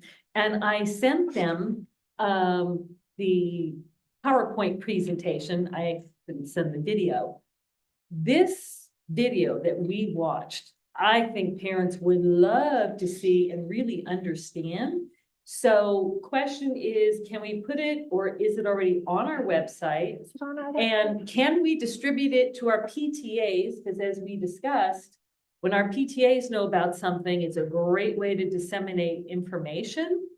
And so many people that are here or are listening, you don't have the opportunity to visit like I have. You have no idea when Kristen says it's a very confined space for putting out 4 million meals a school year. And if you saw how stacked and full their freezers are and the refrigerators are, and what has to be pulled out to get to something, and what these kitchen drivers haul around and, it is amazing what you produce and this whole Eat Real, and I appreciate, the representative being here with you tonight.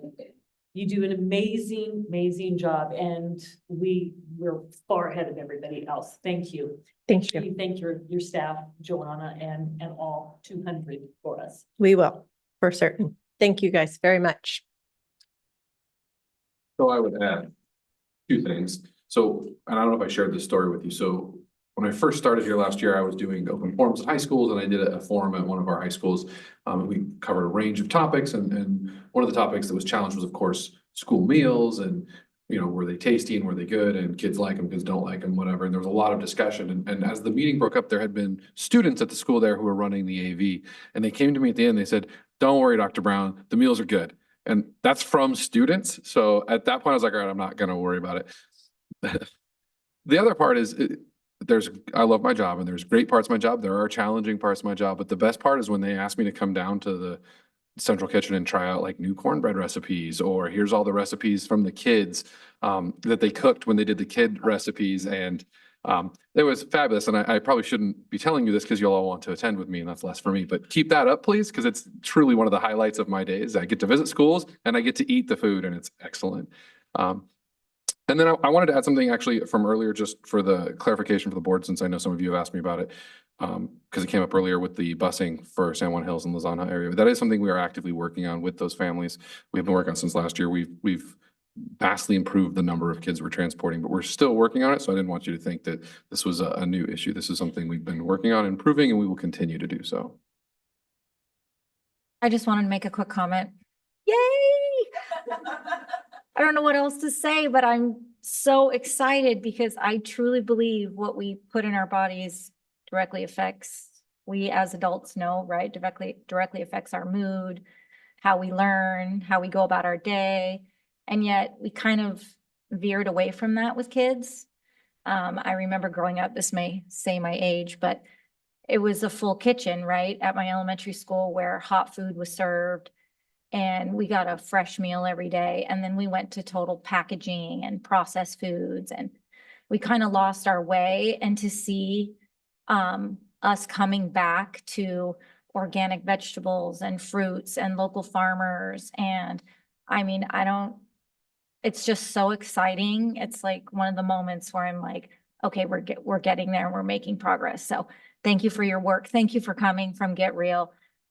We truly appreciate it, and it's great for our kids. So thank you.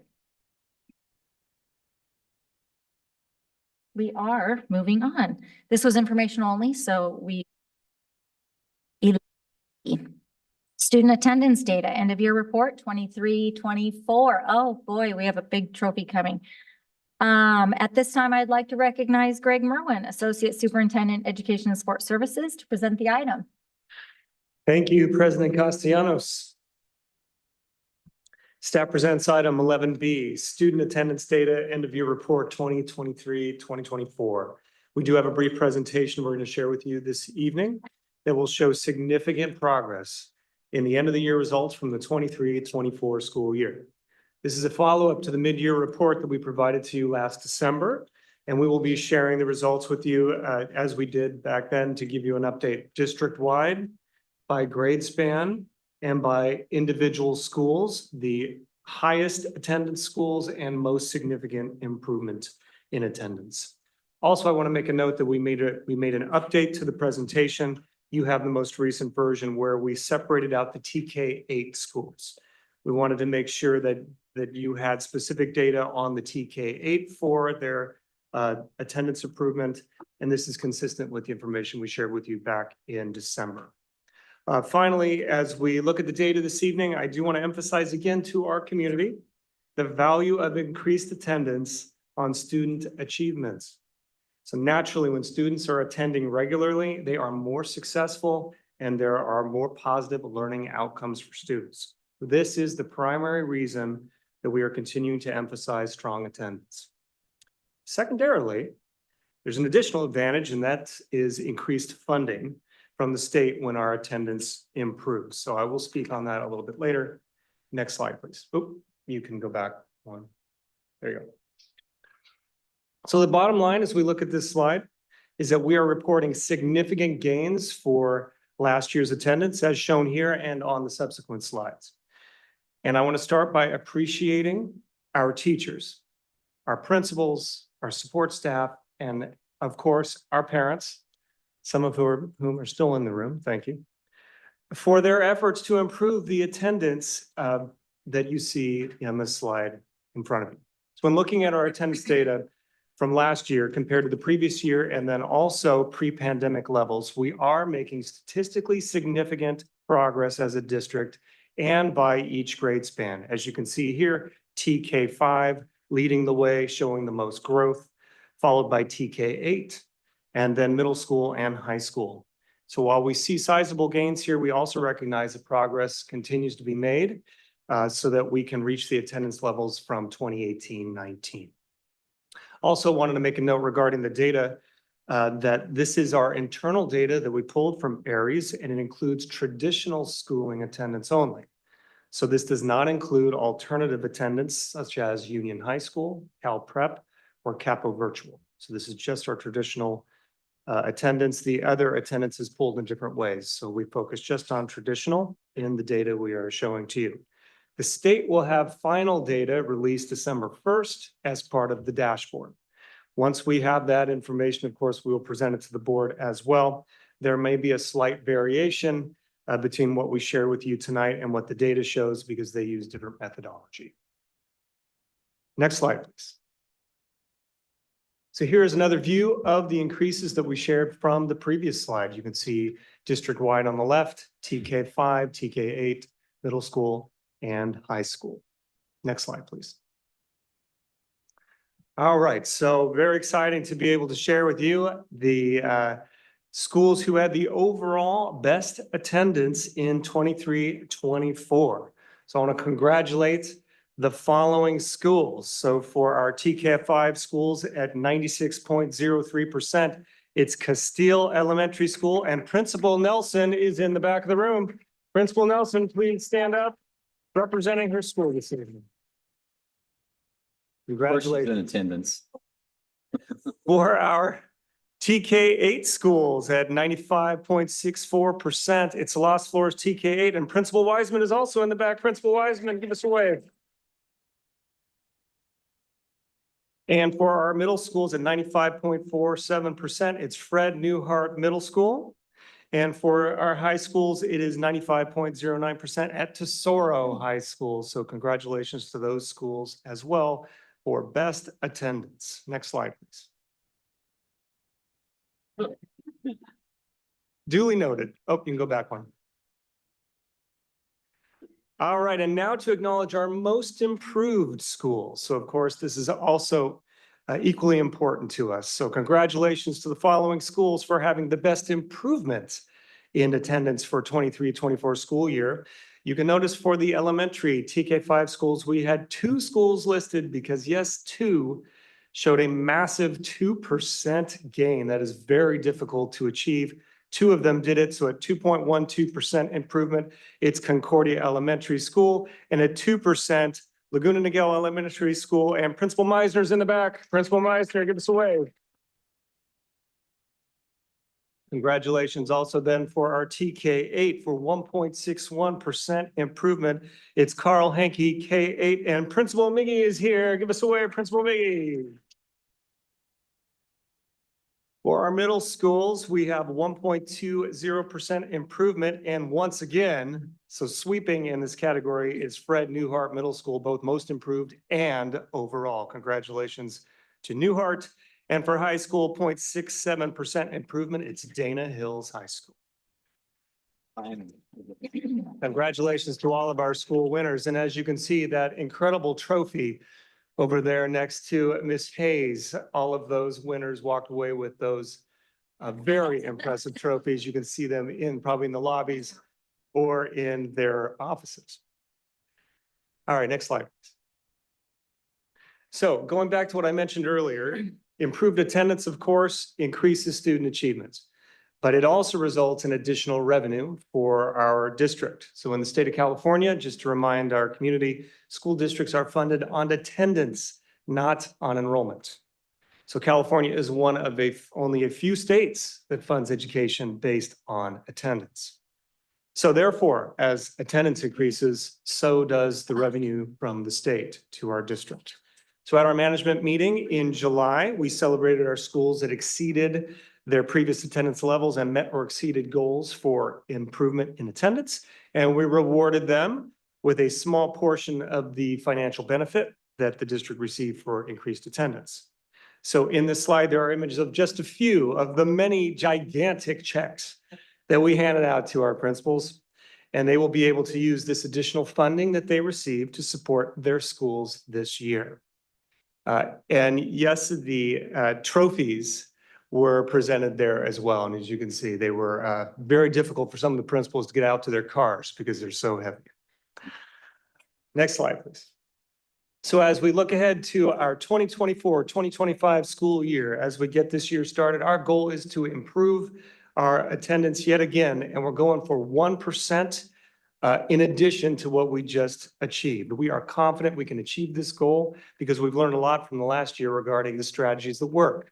So we have listed some of those there on the slide. First and foremost, communicate with the families to support the students who are frequently absent. Work with them personally, come up with support plans with those families, working together. Also provide parent workshops on school refusal. We did this last year as we talked about to the board in December. We worked in partnership with Western Youth Services and developed the Helping Youth with School Avoidance and Anxiety workshop. We presented that last year. We will do it again this year. We got positive feedback. So we will provide it at least once in the fall, once in the spring in both English and Spanish. We'll also continue to share the importance of attending school and the impact on instruction, as you can see by the incredible data there on the impact of a 1% increase on instructional time. And finally, we will continue to closely monitor our attendance data, both at the site level and at the district level, to increase support for the schools as we go through the year where we're seeing attendance is lower. And again, we will be offering the same incentive program, including the trophies and the checks. So all of our principals are fired up and ready to get after it again this year. Next slide, please. So we are looking forward to an outstanding 24-25 school year with continued increases in attendance and in student outcomes. Thank you for your support. We're available for any questions or comments. And Dr. Brown, any other words? Do we have any speaker cards, Ms. Hayes? No. Okay. Trustees, Trustee Bolikas? I owe an apology. I said to my principals, after very energetic days and excitement, well, we usually do celebrations and announcements right after we get the meeting going. It'll be right after 7 o'clock. It's past some of their bedtimes, and I'm so sorry that I misguided you. But thank you for being here tonight so that we could celebrate your hard work. Trustee Hanachek, do you have a? Thank you. So this was really fun. Of course, I'm sitting over here going, well, it must have been a bad surf year. So, but then I see Concordia and Dana go up. So there goes that argument. But in all seriousness, was having a conversation with my Palisades principal, and it's at our schools that are receiving schools, especially from our language immersion.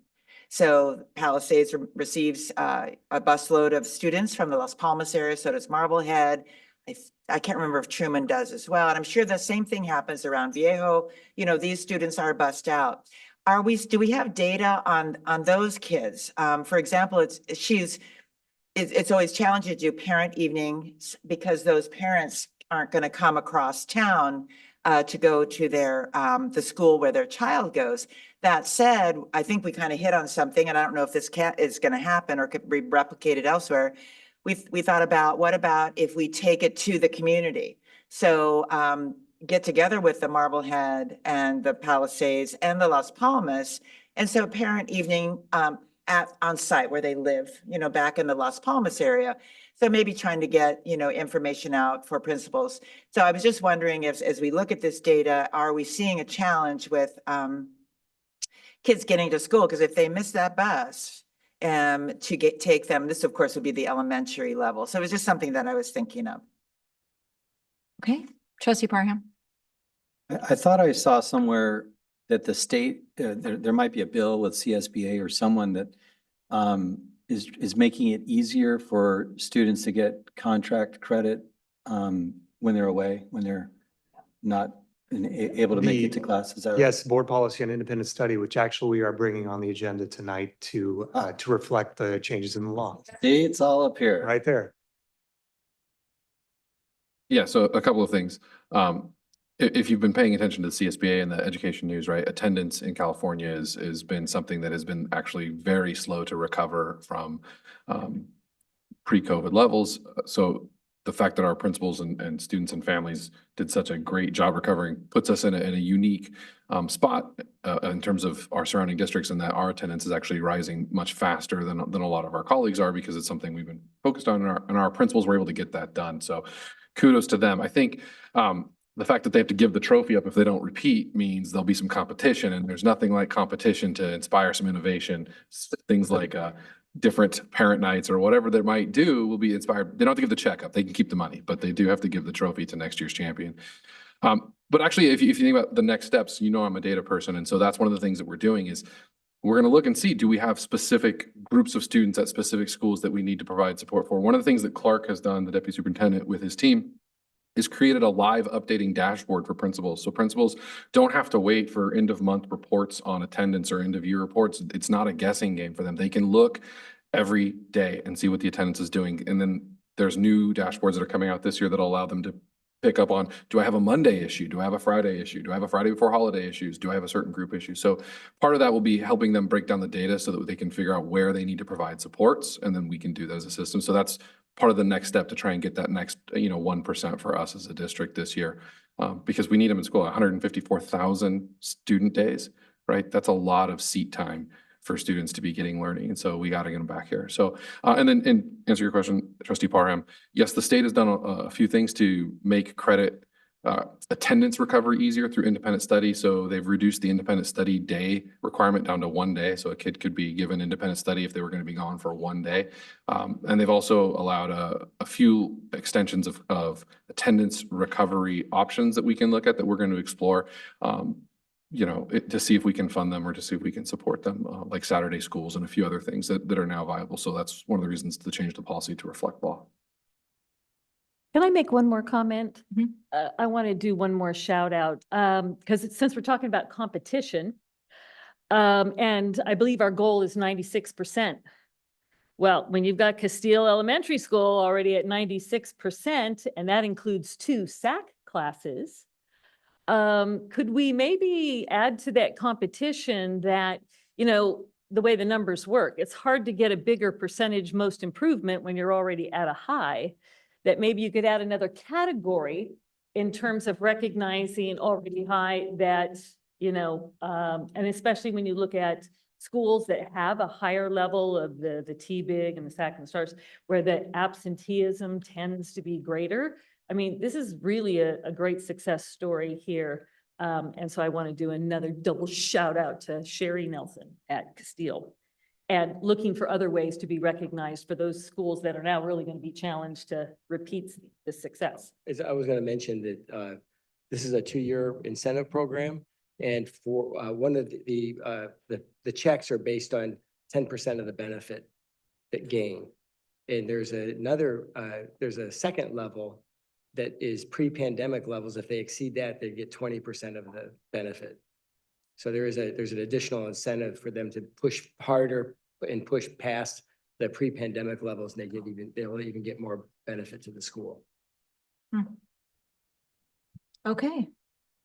Thank you. This also was information only, so no board action is necessary. Okay.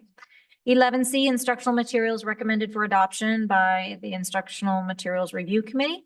At this time, I need a motion to approve instructional materials recommended for adoption by the Instructional Materials Review Committee. So moved. Second. Moved by trustee Hannachek, seconded by trustee Jones. At this time, I'd like to recognize Greg Merwin, Associate Superintendent Ed and Support Services, to present the item.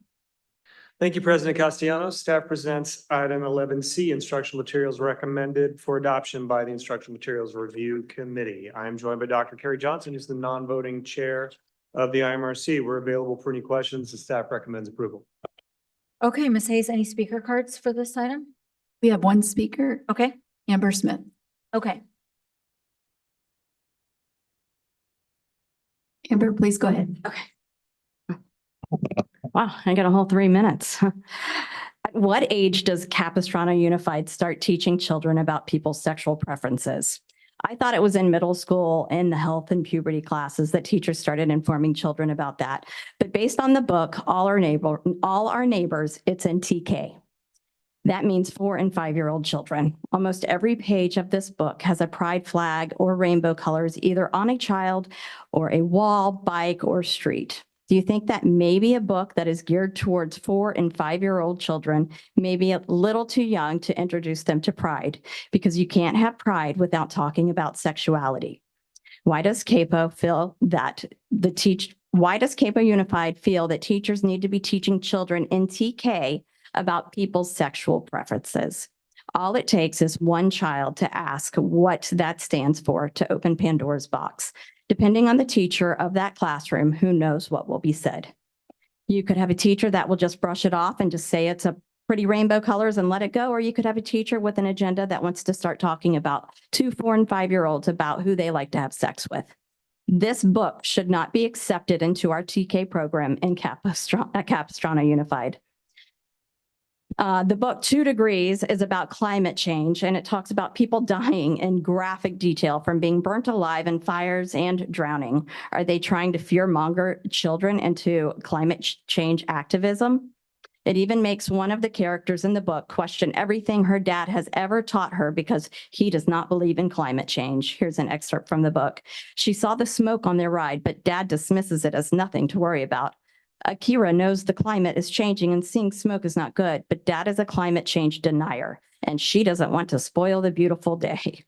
Another issue is CRT being taught in this book. The families are talked about based on their race. The white family, the Latino family, the white man, the black man. Why can't we just be families and people?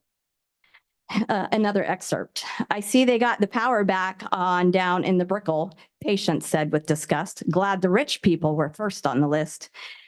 They must have needed the power to run their juicers and their exercise bikes, I guess. Are we trying to educate children or trying to make them a bunch of activists? It's time to stop with the indoctrination of our children and start educating them and getting their test scores up higher with reading, writing, and arithmetic. Okay, let's move on to trustee discussion. Any trustees have any comments or questions? Trustee Bolkus?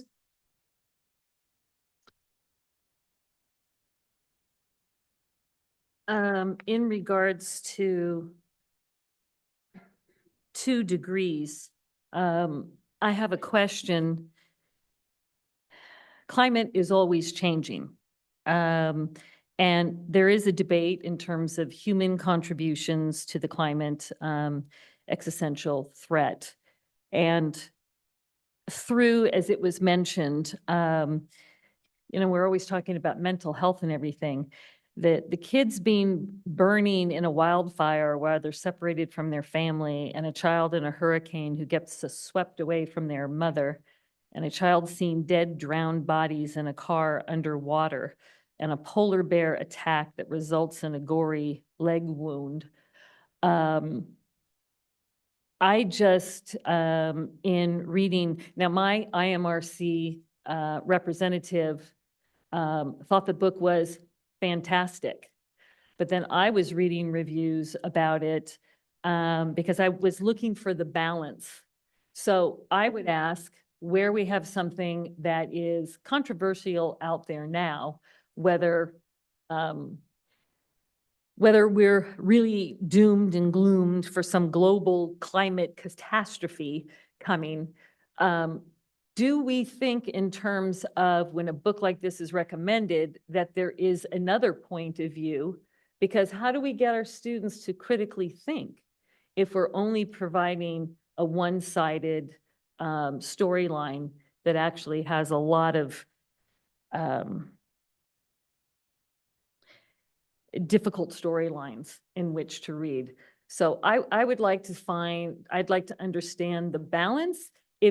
If we're just looking at each book that comes along, or do we then think in terms of, well, what do we have existing? And maybe we have something existing, and so this is now just adding to the climate conversation.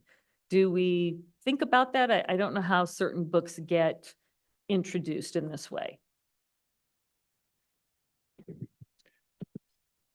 Thank you for the question, Trustee Bullock. So this book in particular, 2 Degrees, was submitted by a teacher for a recommendation. And so all these novels on this list, including the children's books, were read by all IMRC members.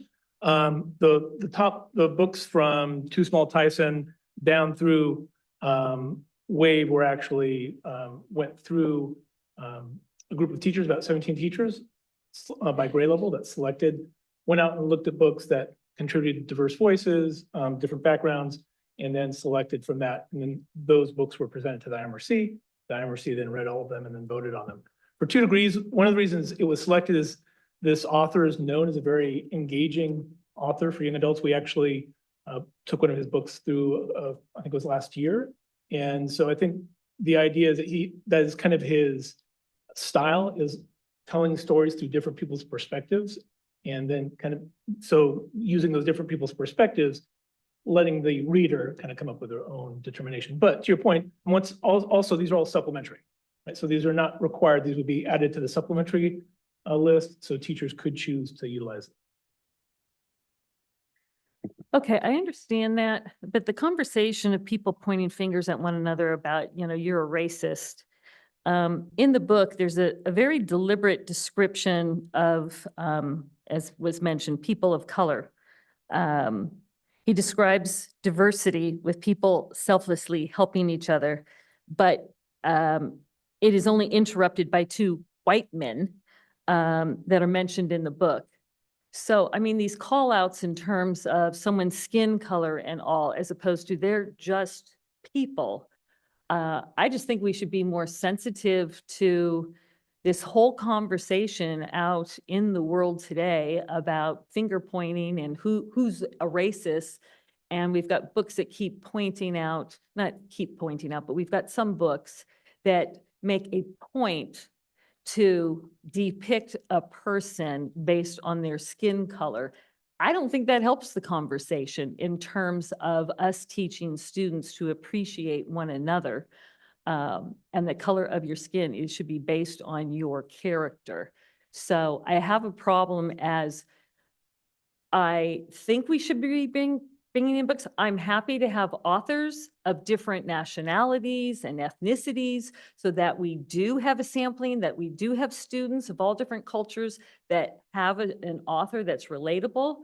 But when it's this kind of pointing out, I don't think that helps our students in terms of embracing one another, because we're allowing in our schools for this I'm going to call it finger pointing to come about. So, so for that, I will not be voting for this book. I don't think it adds anything. Thanks. Okay, Trustee Davis. Yeah, I also agree that this book is not appropriate. It's certainly not age appropriate. And to Trustee Bullock's point, this is really a problem with what we're struggling with our students as far as mental health and where this is going and where this leads, and guilt and fear. And it just drives fear, and just the cover itself is very fear driven. My IMRC rep, who was the head of the English department at San Clemente High School, she voted against this book for many, many, many reasons. Some of which Trustee Bullock has mentioned, and some which the presenter talked about. So I would actually move approval of all other books with the exception of 2 Degrees. Weird. Okay. All right, Ms. Hayes, we're ready to call the roll. Krista? We had a motion on the table though, I think. No, we already had a. Oh, okay, but I had comment. Oh, I'm sorry. Trustee Jones, I missed. Well, I may be the only one who actually read 2 Degrees. And I think that I was very taken aback by the need by the author to call out every person's race throughout the book. That bothered me. I think that can be done in a somewhat more subtle way with names. Certain people, certain ethnic groups use certain names more, and I just I was uncomfortable with that. I don't have a problem with the idea of presenting a point of view in science that is not all families agree with, because I had some friends several years ago whose daughter had one of our teachers who got embroiled in a big controversy. He was very, very liberal and made a lot of very liberal statements in class. And the family was quite conservative, but the family told me that when their daughter was in that class, they had the best family dinner table discussions they'd ever had. And I sat with them and they were just enthralled by what had happened in their family when their daughter was in this class where a point of view different from their family was being discussed. I would like it if some of those other points of view were mentioned in classroom discussions. I don't know if they would be.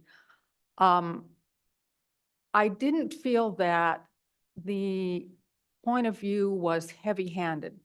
It was mentioned on various occasions in the book that parents didn't agree that climate change was exacerbated by human activity, and the kids did agree with that. But it was just, it was probably a total of 10 sentences in this rather long book where this statement was made. So I didn't have a big problem with that.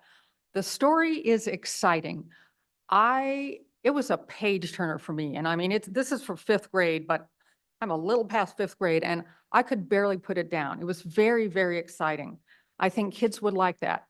The kids are heroes. They triumph over these situations. There is this Northern California wildfire that's terrible, and these kids get out of it. There's something in a cold climate and they get trapped in this bear trap and they get out of it, and the other girl is in a hurricane and she manages to survive. And there's a wonderful part in the hurricane story where they go to a food bank and the food bank runs out of stuff, and she comes up with the idea of going from house to house and asking people what they could contribute to the food bank. Like, do you have meat that is now defrosting, and we could, have a barbecue and feed everybody in the neighborhood. So the kids are heroes, and they come up with these ways of cooperating with each other and kind of negotiating and things like that. And I really like that. I felt that if I had read this in 5th grade, I think I led a rather sheltered life, but there wasn't some of the violence on TV. There wasn't some of the scary stuff that kids get exposed to now, or video games. And I don't think a 5th grader today would be anxious about it the way I think I would have when I was never exposed to that. So I'm really of two minds in this book. I really did not like the the frequent calling out of ethnic groups. I thought that was inappropriate. I know that my kids have on a couple of occasions talked about a friend and brought them home. And I was very surprised that this turned out to be a Black friend, because they never mentioned it. My kids never mentioned their friend's ethnic group until, they showed up in my house. So I think that would cause some kind of cognitive dissonance for kids to have a book be saying that. So basically, I'm not enthusiastic about this book. If it were already approved, I probably wouldn't try to get it pulled out. But I have a problem with it. I'm going to have a hard time voting tonight because I think it has issues. So anyway, that's where I am. Is it something that couldn't be for middle school? Why is it for 5th? I have to say, there is gruesomeness in Hunger Games. And in middle school, my kids got me sucked in and I saw the movie. I couldn't put the book down. And there was a lot of bad things that happened. But just 5th grade, strikes me as. I think the reading level is probably too low for much higher. I don't think I remember, maybe Dr. Johnson knows the reading level, but I think I only saw one word that I thought a 5th grader wouldn't know. Okay, we have a motion on the floor, so I'm gonna go ahead and have Ms. Hayes call roll. Okay, go ahead, trustee Davis. Trustee Jones, I appreciate that you enjoyed the book, but we also have to remember that we're thinking about a 10-year-old reading this book. And the pure relationships over income alone is enough that, so much so that there's a part where it reads in the distance, electric light glowed from the windows of the tall condos that had survived the hurricane. I see they got the power back on down on Brickell, patient said with disgust. Glad the rich people were first on the list. Needed the power to run their juicers and exercise bikes, I guess. Natalie thought about Shannon in her high-rise apartment with its own generator. Shannon, who's only worried about how Hurricane Reuben was going to ruin her Halloween. Whose father called staying in Miami through the hurricane a camping adventure. Natalie couldn't imagine her and Shannon going back to being friends when this is all over. It's super contradictory to everything we try to do for students on our board. As the board, what we try to do for students. And it draws a wedge between people who don't agree on something, don't have something the same. It's just not, and the bottom line to me is it's super not age appropriate.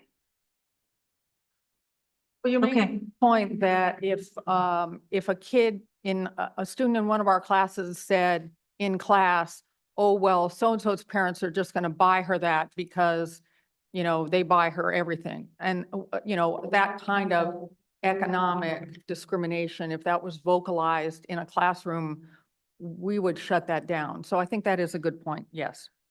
Okay. Johnson, can you just clarify? I'm looking here at the 10 members voting for IMRC, incredible list of books. And this particular book goes up to grade 9, correct? Or no, what is the grade? What is the grades there for that?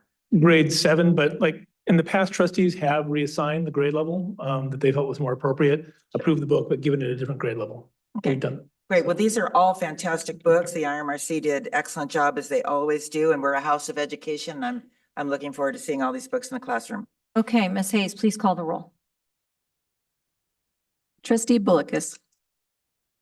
Nay. Trustee Davis. Trustee Jones. Well, I'm going to vote no unless we pull out 2 degrees. Trustee Pritchard. Trustee Hanachek. Trustee Parham. Aye. Trustee Castellanos. Aye. Okay, motion carries 4-3 by roll call vote. Okay, we are now moving on to 11D, which is our resolution number 2425-01. So at this time, can I please have a motion to adopt resolution number 2425-01, resolution of the Board of Trustees of the Capistrano Unified School District acting as a legislative body of Community Facilities District number 90-2 of the Capistrano Unified School District, Talega, authorizing the levy of special taxes in Community Facilities District number 90-2 of the Capistrano Unified School District, Talega, for fiscal year 24-25. So I need a motion. Okay, moved by trustee Pritchard, seconded by trustee Hanachek. At this time, I'd like to recognize Clark Hampton, Deputy Superintendent, Ed and Support Service, to present the item. Thank you, President Castellanos. So this is a yearly item establishing the levy for the CFDs that are in place in the school district for the following school year. Items, and it would be the same comment I would make on items of this item through item 11J. Thank you. Okay, so Ms. Hayes, any speaker cards? There are none. Okay, will you please call the roll? Oh, I'm sorry. Is there any discussion by trustees? I didn't know if anybody had any discussion on the. Just point of clarification, we do these every year. You always have to read the whole script. Is that- Yes, I'm sorry. Yes, So- I gotta go through the whole entire thing. They don't understand. You're not just trying to punish them. No. Yes. Thank you. All right, no discussion. All right, Ms. Hayes. Trustee Bullicus. Trustee Davis. Aye. Trustee Jones. Aye. Trustee Pritchard. Aye. Trustee Hanachek. Aye. Trustee Parham. Aye. Trustee Castellanos. Aye, motion carries 7-0 by a roll call vote. Okay, we are now moving on to resolution number 2425-02. At this time, I need a motion to adopt resolution number 2425-02, resolution of Board of Trustees of the Capistrano Unified School District acting as a legislative body of Community Facilities District number 90-2, improvement area number 2002-1 of the Capistrano Unified School District Talega, authorizing the levy of special taxes in Community Facilities District number 90-2 IA of Capistrano Unified School District Talega for fiscal year 24-25. A motion, please. Moved by trustee Parham, seconded by trustee Hanachek. And Mr. Hampton, you don't have, you're good, right? With all of Same these? comment I made Same on the comment, first okay. And speaker cards, Ms. Hayes. Okay, so trustees, discussion on this item. Okay, Ms. Hayes, please call the roll. Trustee Bullockis, Aye. trustee Davis, Aye. trustee Jones, Aye. trustee Pritchard, Aye. trustee Hanachek, Aye. trustee Parham, Aye. trustee Castellanos. Aye, motion carries 7-0 by roll call vote. We are now moving on to 11F, resolution number 2425-03. At this time, I need a motion to adopt resolution number 2425-03, resolution of the Board of Trustees of the Capistrano Unified School District acting as a legislative body of Community Facilities District number 981A of the Capistrano Unified School District Pacifica San Juan, authorizing the levy of special taxes in Community Facilities District number 98-1A of the Capistrano Unified School District Pacifica San Juan for the fiscal year of 24-25. May I have a motion? Anybody? Okay. Trustee Bullockis, a second? Second. Seconded by trustee Jones. Okay. Ms. Hayes, any speakers? Okay. Can you please call roll? Trustees, I'm assuming there's no discussion, or is there discussion? Trustee Bullockis? No, oh, no discussion. Okay. Ms. Hayes? Trustee Bullockis, Aye. trustee Davis, Aye. trustee Jones, Aye. trustee Pritchard, trustee Hanachek, Aye. trustee Parham, Aye. trustee Castellanos. Aye, motion carries 7-0 by roll call vote. We are now moving on to 11G, resolution number 2425-04. At this time, I need a motion for resolution number 2425-04, resolution of the Board of Trustees of the Capistrano Unified School District acting as a legislative body of Community Facilities District number 981B of the Capistrano Unified School District, again, Pacifica San Juan, authorizing levy of special taxes in Community Facilities District number 98-1B of the Capistrano Unified School District, Pacifica San Juan for fiscal year 24-25. A motion, please. Okay. A motion by trustee Parham, seconded by trustee Hanachek. Ms. Hayes, any speakers? Okay, please call the roll. Trustee Bullockis. Aye. Trustee Davis, Aye. trustee Jones, Aye. trustee Pritchard, Aye. trustee Hanachek, Aye. trustee Parham, Aye. trustee Castellanos. Aye, motion carries 7-0 by a roll call vote. At this time, we are now moving on to 11H, resolution number 2425-05. At this time, I need a motion to adopt resolution 2425-05, resolution of the Board of Trustees of the Capistrano Unified School District acting as the legislative body of Community Facilities District number 98-2 of the Capistrano Unified School District Ladera, authorizing the levy of special taxes in Community Facilities District number 98-2, the Capistrano Unified School District Ladera for fiscal year 24-25. May I have a motion? Moved by trustee Parham, seconded by trustee Hanachek. Any speaker cards, Ms. Hayes? No. Seeing none, please call the roll.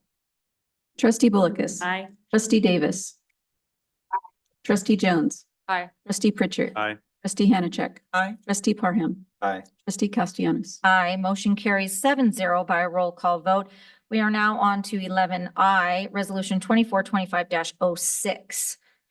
I will need a motion to adopt resolution number 2425-06, resolution of the Board of Trustees of the Capistrano Unified School District acting as the legislative body of Community Facilities District number 2004-1 of the Capistrano Unified School District Rancho Madrina, authorizing the levy of special taxes in Community Facilities District number 2004-1 of the Capistrano Unified School District Rancho Madrina for fiscal year 24-25. May I have a motion?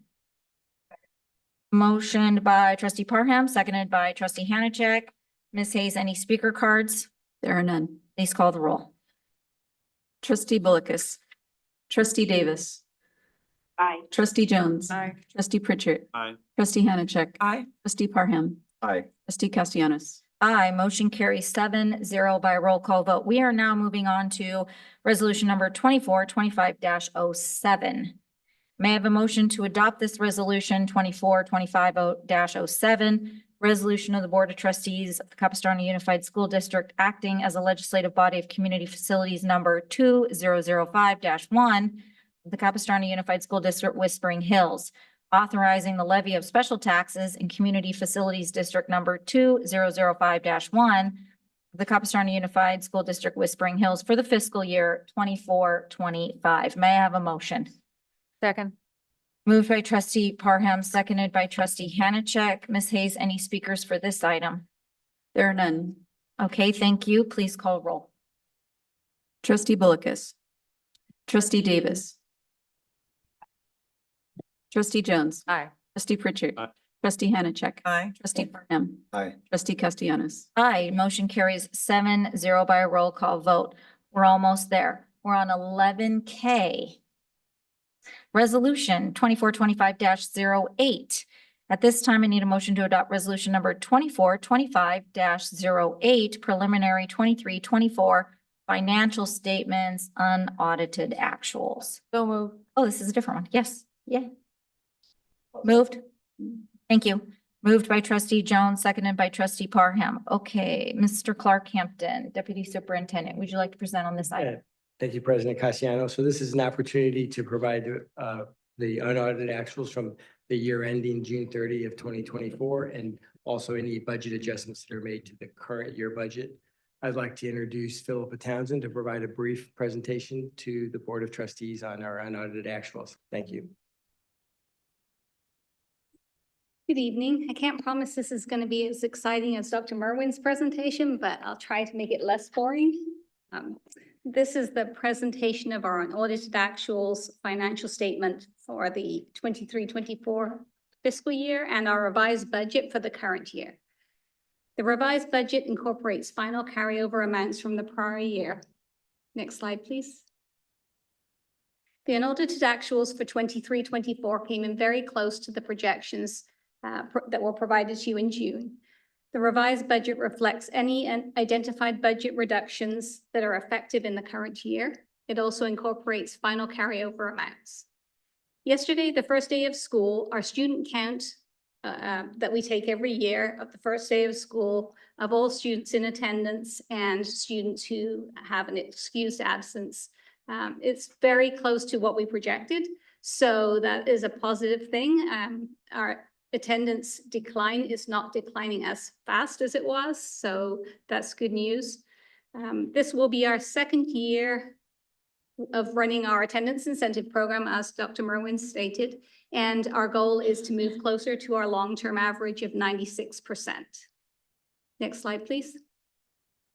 So this is a slide similar to the one that Dr. Merwin presented, showing where we were in the past before the pandemic and where we have been in the last 4 years.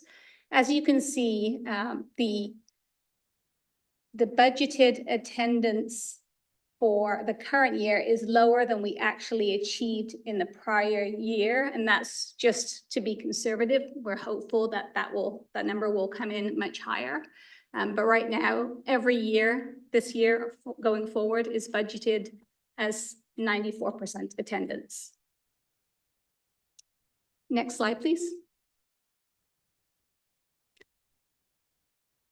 So I had to make a small adjustment on this slide because I got confused with the TK class size. So the TK class size right now in the budget is 24 students and 2 staff members. So that it is 1 teacher and 1 instructional aide. Next year, it's projected, or it's the law states that we would go to 20 students to 2 staff members. So the cost of that would be an additional $2 million per year. And the state has said that they intend to cover that cost. Well, anytime they say they intend to cover a cost, it's best to budget as if they wouldn't. So that's what we have done in our budget. So if either the law is repealed or the state actually does fund it, that would be a $2 million ongoing savings to our budget. Cash deferrals were included in the budget last year and in this year, but last year, the state didn't take action before they actually sent us all the money, so there were no deferrals. We have anticipated deferrals happening this year, but it will not affect us because we typically borrow cash anyway, so it doesn't make very much difference to us. Next slide, please. So this is just a recap of our grants, federal and state, that have been sent to us for helping with learning loss. So this will be the last year where we're spending learning loss monies. And so next year, our class sizes will return to their normal levels. Next slide, please. So our next update will come to you on December 18th. We will present the first interim along with an updated enrollment count based on CBEDS, updated staffing numbers, and an updated projection of ADA. So we're hoping it will be higher at that point. Any identified cuts that we have made will be included in that first interim budget, and any other funding changes will be included. And with that, if there are any questions, I'll be happy to answer those. Okay, Ms. Hayes, any speakers for this item? Okay, trustees, discussion. Trustee Parham. Yeah, just one comment, and that is, unfortunately, I think we've all gotten used to the one-time monies that we've had for the last couple of years. And so you mentioned that we'll be reverting back to the statistical average from prior years of class sizes. I think it would be helpful for the public to see what those were going back, 10 years or so. So we can kind of point to that and show that we're reverting to the mean. Because right now, all they're seeing is, oh my gosh, it's different than it was. And they're wondering why. So I think that's an important communication piece for us. Yeah, we have multiple plans throughout the winter and spring to start communicating with parents. I mean, if you've been in the system a long time, you'll remember these class sizes because they're the traditional class sizes. But if you've only been in the system since COVID, when there was a fund available to do this, then you would have only experienced the lower class sizes that the additional COVID funds provided. So we're working on ways to roll that out through parents, through teachers, so that everyone understands that this isn't a loss of something. It's a revert back to normal because the funding was short-term, 2020 till now, and the funding is gone. So we have to revert back. Okay, any other trustees? All right, Ms. Hayes, please call the roll. Trustee Bullicus. Aye. Trustee Davis. Aye. Trustee Jones. Aye. Trustee Pritchard. Aye. Trustee Hanachek. Aye. Trustee Parham. Aye. Trustee Castellanos. Aye, motion carries 7-0 by roll call vote. We are now moving on to 11L. First reading Board Policy 6158, Independent Study. May I have a motion to approve Board Policy 6158, Independent Study on the first reading and waive the second? Is there a motion? Okay, a motion by Trustee Hanachek and a seconded by Trustee Parham. At this time, I'd like to recognize Greg Merwin to present the item. Thank you, President Castellanos. Staff presents item 11L, first reading Board Policy 6158, Independent Study. Dr. Johnson joins me again to assist with questions. Staff recommends approval. Okay, Ms. Hayes, any speaker cards on this item? Okay, trustees, discussion on independent study. Okay, all right, Ms. Hayes, will you please call the roll? Trustee Bullicus. Aye. Trustee Davis. Aye. Trustee Jones. Aye. Trustee Pritchard. Aye. Trustee Hanachek. Aye. Trustee Parham. Aye. Trustee Castellanos. Aye, motion carries 7-0 by a roll call vote. We are now moving on to 11M, which is our first reading Board Policy 6161.11, Supplemental Instructional Materials. May I have a motion to approve Policy 6161.11, Supplemental Instructional Materials on the first reading and waive the second? So move. Okay. Moved by trustee Jones, seconded by trustee Hannachek and Greg Merwin. Again, you're up. Thank you again, President Castellanos. Staff presents item 11M, first reading, Board Policy 6161.11, supplemental instructional materials. Dr. Johnson and I are available for questions. Staff recommends approval. Okay, trustees, questions on this item, supplemental instructional materials? No? Okay, go ahead, trustee Davis. I definitely have some concerns, for this.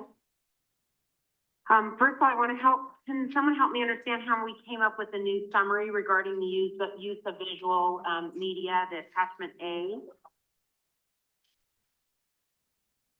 We went from a no rated R movies for any grade to allowing, PG in elementary and G in elementary. G, no teacher review, needs teacher review, and PG needs principal and parental approval.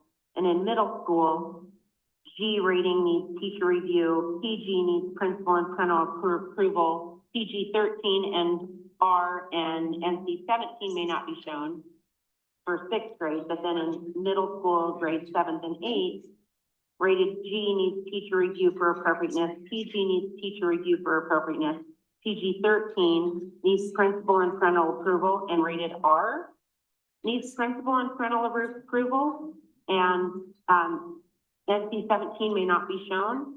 And then in high school, grades 9 through 12, rated G needs teacher review for appropriateness, PG needs teacher review for appropriateness, PG 13 needs principal approval, rated R needs principal and parental approval, and NC 17 may not be shown. Where did we come up with it? Okay, go ahead. Thank you. Thank you, trustee Davis. You know, there was actually a dearth of information in CSBA. We reached out to our attorneys and as well as reached out to other districts for anything that they'd used. This actually was an amalgam of several other districts. We didn't have this guidance at all. And this would be something, we didn't really have guidance for teachers on selecting materials. And so we wanted something much more specific to guide them. Yeah, CSBA, but also our own attorneys as well. Okay. So I guess my wonder is, why is the USD considering a lower standard than the movie industry? Where are guardrails or checkpoints in theaters? Rated R movies require a parent guardian to be in attendance with the child. Are we inviting parents to grade 7 and 8 to watch a rated R movie with them? I know that there's situations where I know that we are sending out permission slips and parents need to sign them for rated PG, PG 13, and now we're adding rated R.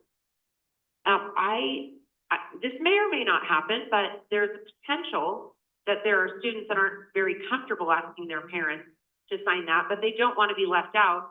So they potentially might be signing their parent's name. We want to run those kind of risks and show rated R movies that you can't even watch in a theater without an adult sitting next to you, but we're going to allow that in our classroom.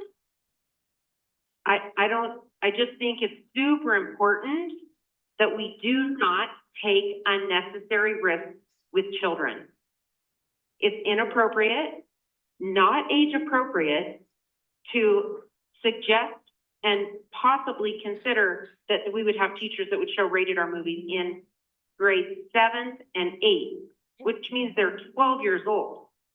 12, possibly 11, 13, possibly 14. Visual media Okay, trustee is Baltus. an unnecessary risk. Once you see something, you cannot unsee it. Courts come down on the safety of kids. That's the side that's where they will always line. We always need to ask ourselves what is best for children. So I do not move approval of this agenda item. Okay. Why should CUSD have a lower standard than the movie industry? Okay, trustee Baltus. Mr. Johnson, when you say that we addressed attorneys who are not educators, did we specifically ask attorneys in terms of, I don't remember in terms of going to the theater, is it age 17 or 18 that you have to be with your adult? What is the law on that? So to clarify, when we were looking for information, because CSB doesn't have very specific language on this or guidance for classroom use, we reached out to the attorney to see if they had any other districts that they worked with that had some documents that we could use to guide our own development of the board policy in AR.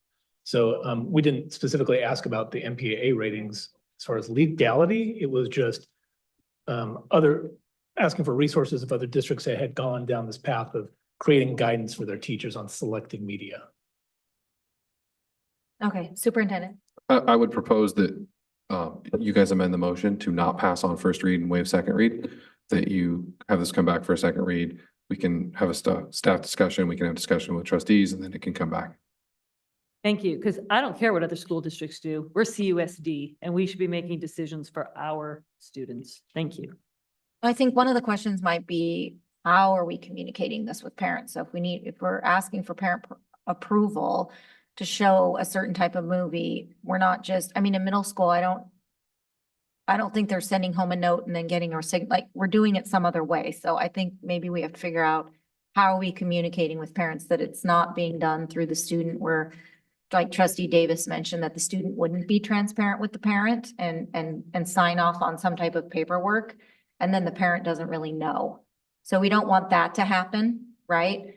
And so it's just figuring out, how are we communicating if there is something that is going to be shown in class that is maybe going directly to the parent and not through the student? I guess that would be my question. Well, and we should verify in terms of, what do they do in the movie theaters? Is it age 17 or 18 that I don't know the answer to that. I have a 17-year-old son. 17, they can go without a parent to a rated R movie. They do not need a parent with them at 17. So that's potentially our seniors, but we're gonna go ahead and considering allowing a rated R movie all the way down to 7th grade. So again, I would propose that you do not pass on first reading, but that you require to come back for second reading, so staff can have time to look at it and adjust if necessary. Yeah, and I just want to reiterate my support of what Trustee Davis is saying. I don't think middle schoolers should see rated R movies, period. Okay, Trustee Jones. When the rating systems came out, there were movies that were rated X that are now, I think, rated PG-13. I mean, I remember, and I don't want to name any, but but now X now is something that is like, whoa, whereas X at one time was not so much. So I wonder if that's part of it, is like, you could, because there's movies that are showing in theaters are current movies. You're not really, don't have old movies in theaters very much. But I wonder if that is part of the logic here, is you could be showing something that's 30 years old where the ratings were different. I think there's also logic around excerpts, right? Because not whole movies being shown excerpts, but that needs to be clear in the guidance to teachers. So again, actually staff will pull this item and it'll come back to you. So we're just going to pull the item. Yeah. All right. Just something, I'm sorry, Trustee Davis, I just want to speak for a second. So since we're pulling it and bringing it back, oh, she's still talking. Okay. Okay, go ahead. Let her finish.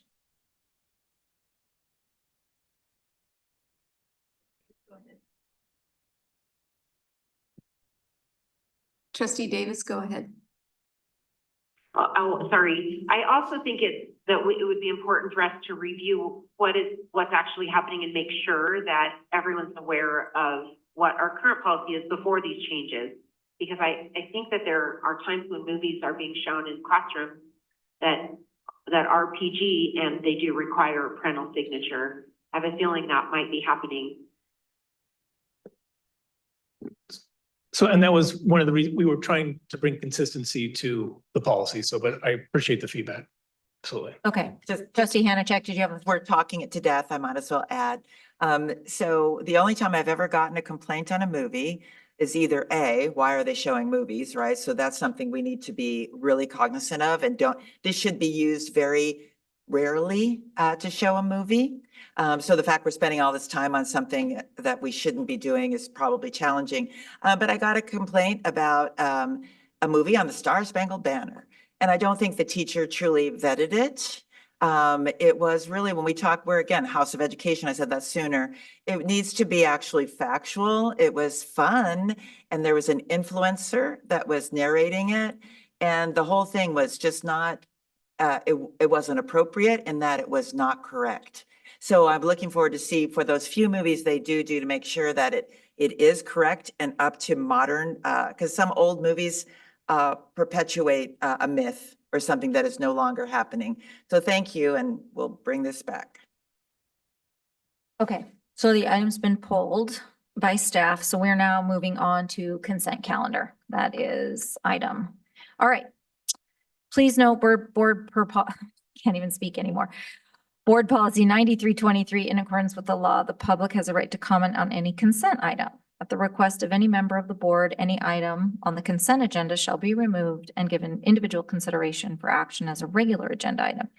Each speaker is allotted 1 and 3 minutes per item, depending on the number of individuals registered to speak. Okay, Ms. Hayes, we have 2 speakers this evening. Okay. Linda Haddock and Jean.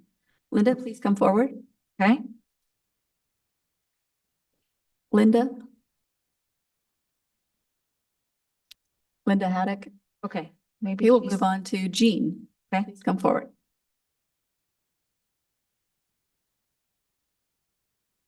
I was actually curious if we could have a discussion on one of the items, 14B, which is graduation requirements. You're allowed to speak for 3 minutes on graduation requirements. Okay, so there's no real discussion because it's wanting to include ethnic studies in graduation requirements, and I know that's a state thing, but I want to know, I mean, do we currently have an ethnic studies class or curricula? And so I'd like to see that. Can it be made available to parents? Can you provide access of the curricula on the website?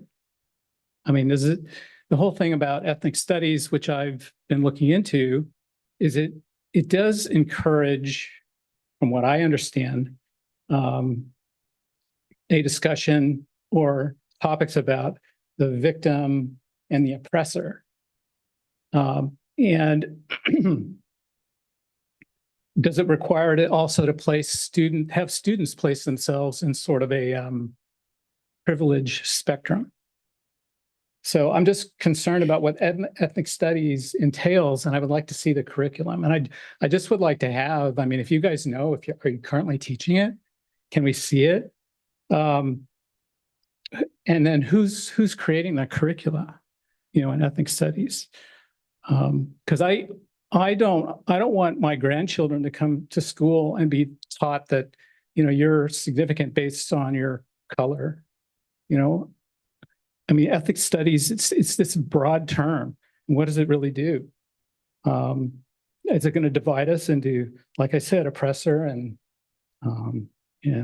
oppressed? Skin color, gender?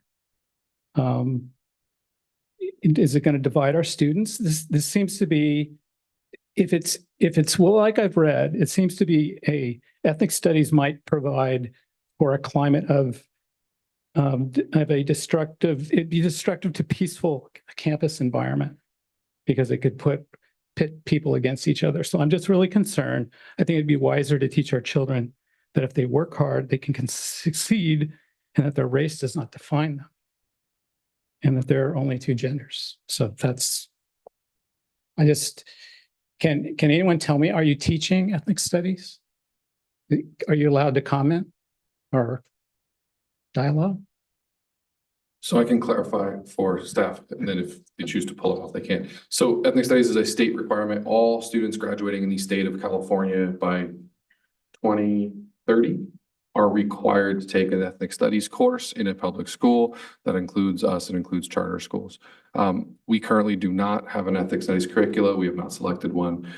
As we do, they will be made available to the public as we do with all of our curriculum that we adopt and accept. So we are not currently teaching ethnic studies. We do not currently have a curriculum. We will have to get one and we will have to teach it as per state law. And so as that process happens, we will roll it out to the community so that they can see it. Okay, I appreciate that. Thank you. Okay, trustees, any consent items that you would like to see pulled? Trustee Jones. Yes, I actually do want to pull the high school graduation requirements because I have a question. Okay, do you know the number? Is it 14B? Yes, 14B. 14B. Okay. Any other trustees have any other items to pull? Okay, so may I have a motion to approve consent calendar items 13A through 16A, except item 14B pulled by trustee Jones? A motion, please? Okay, moved by trustee Parham, seconded by trustee Davis. Ms. Hayes, can you please call the roll? Trustee Bullockis. Aye. Trustee Davis. Aye. Trustee Jones. Aye. Trustee Pritchard. Aye. Trustee Hanachek. Aye. Trustee Parham. Aye. Trustee Castellanos. Aye, motion carries 7-0 by roll call vote to approve consent calendar, except the item pulled 14B. Okay, trustee Jones, would you like to discuss 14B or questions? Yes, there was a resident here earlier, Mr. Verler, who left quite quickly after giving us this document. And I think it kind of pertains to high school graduation requirements. Did the staff get a copy of this? Dr. Johnson, did you get a copy of it? I don't think so. I have one. Okay, maybe you could loan yours, to Dr. Johnson.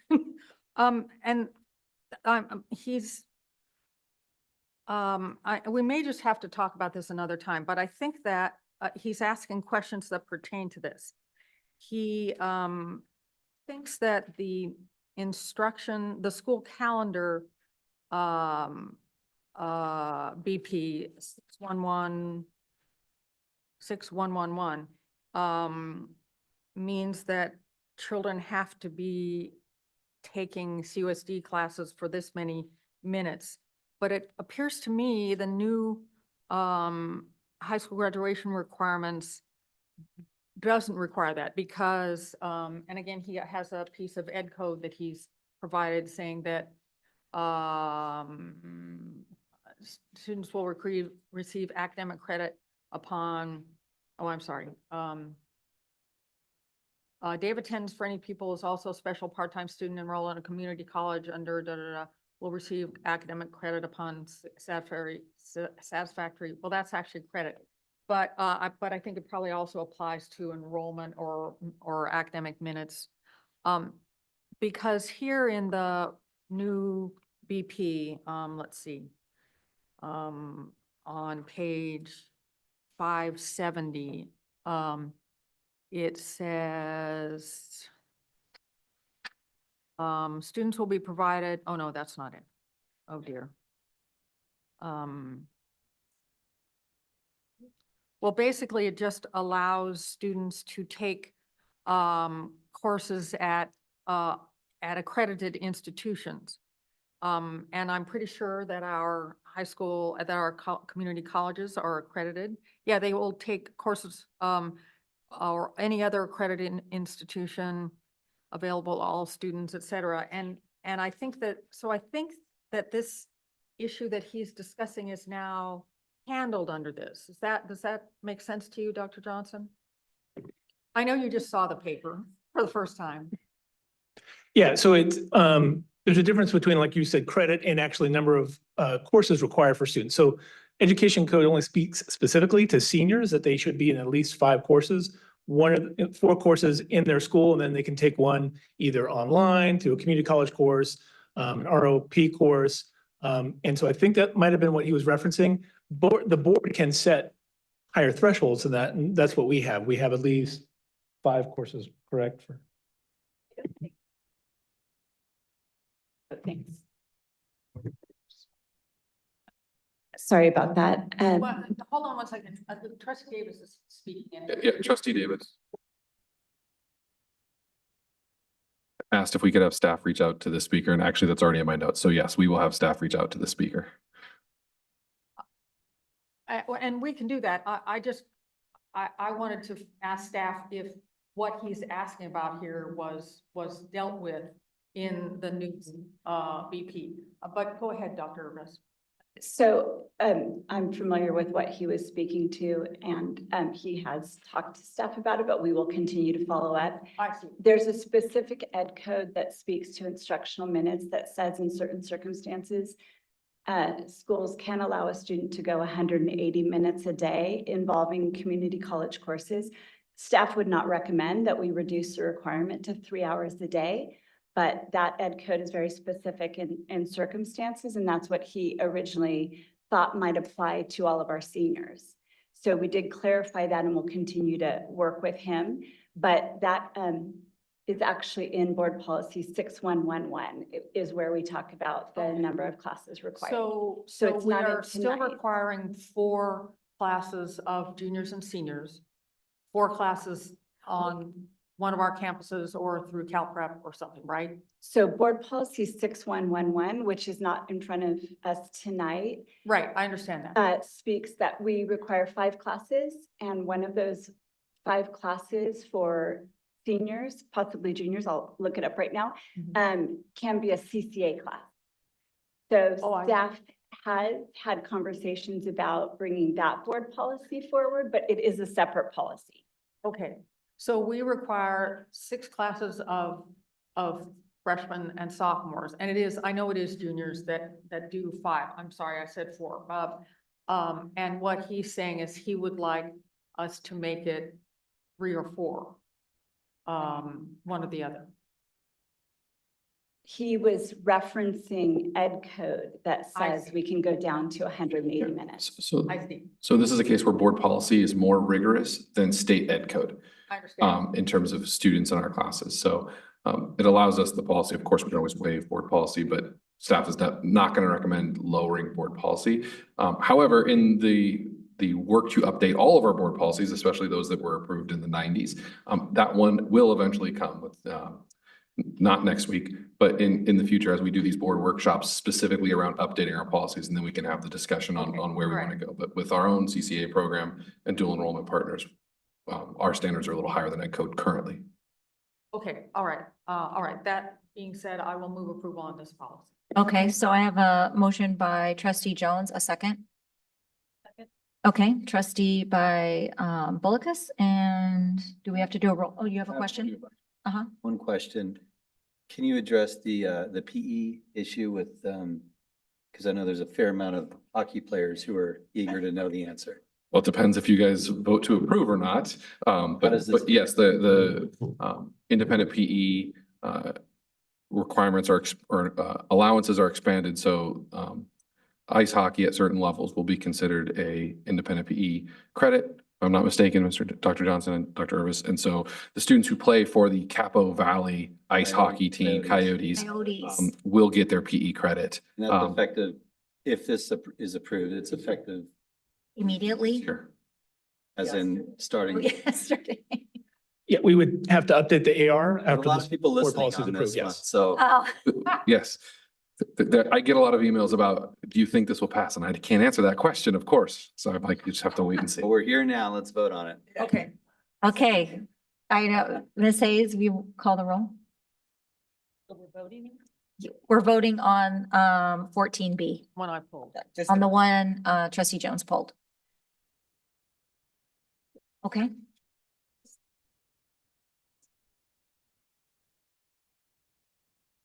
Trustee Bullicus. Aye. Trustee Davis. Trustee Jones. Aye. Trustee Pritchard. Aye. Trustee Hanachek. Aye. Trustee Parham. Aye. Trustee Castellanos. Aye. Okay, motion carries 7-0 by roll call vote for 14B. There you go. Go Coyotes. So tonight, there's no further business before the board, so we're going to adjourn, but it is with heavy heart that we would like to adjourn tonight in memory of a beloved teacher and dedicated educator Michelle Kleindienst. She taught at Bathgate and she taught for us for over 26 years. So with that, I need a motion. Thank you. Moved by trustee Bolus, seconded by trustee Davis. Ms. Hayes, please call the roll. Trustee Bolus, Aye. trustee Davis, Aye. trustee Jones, trustee Pritchard, trustee Hannachek, Aye. trustee Parham, Aye. trustee Castellanos. Aye, motion carries 7-0 by roll call vote, a vote to adjourn the meeting. The time is now 7:45. Thank you. 9:45. Oh, sorry. 7:45. Oh, I was in.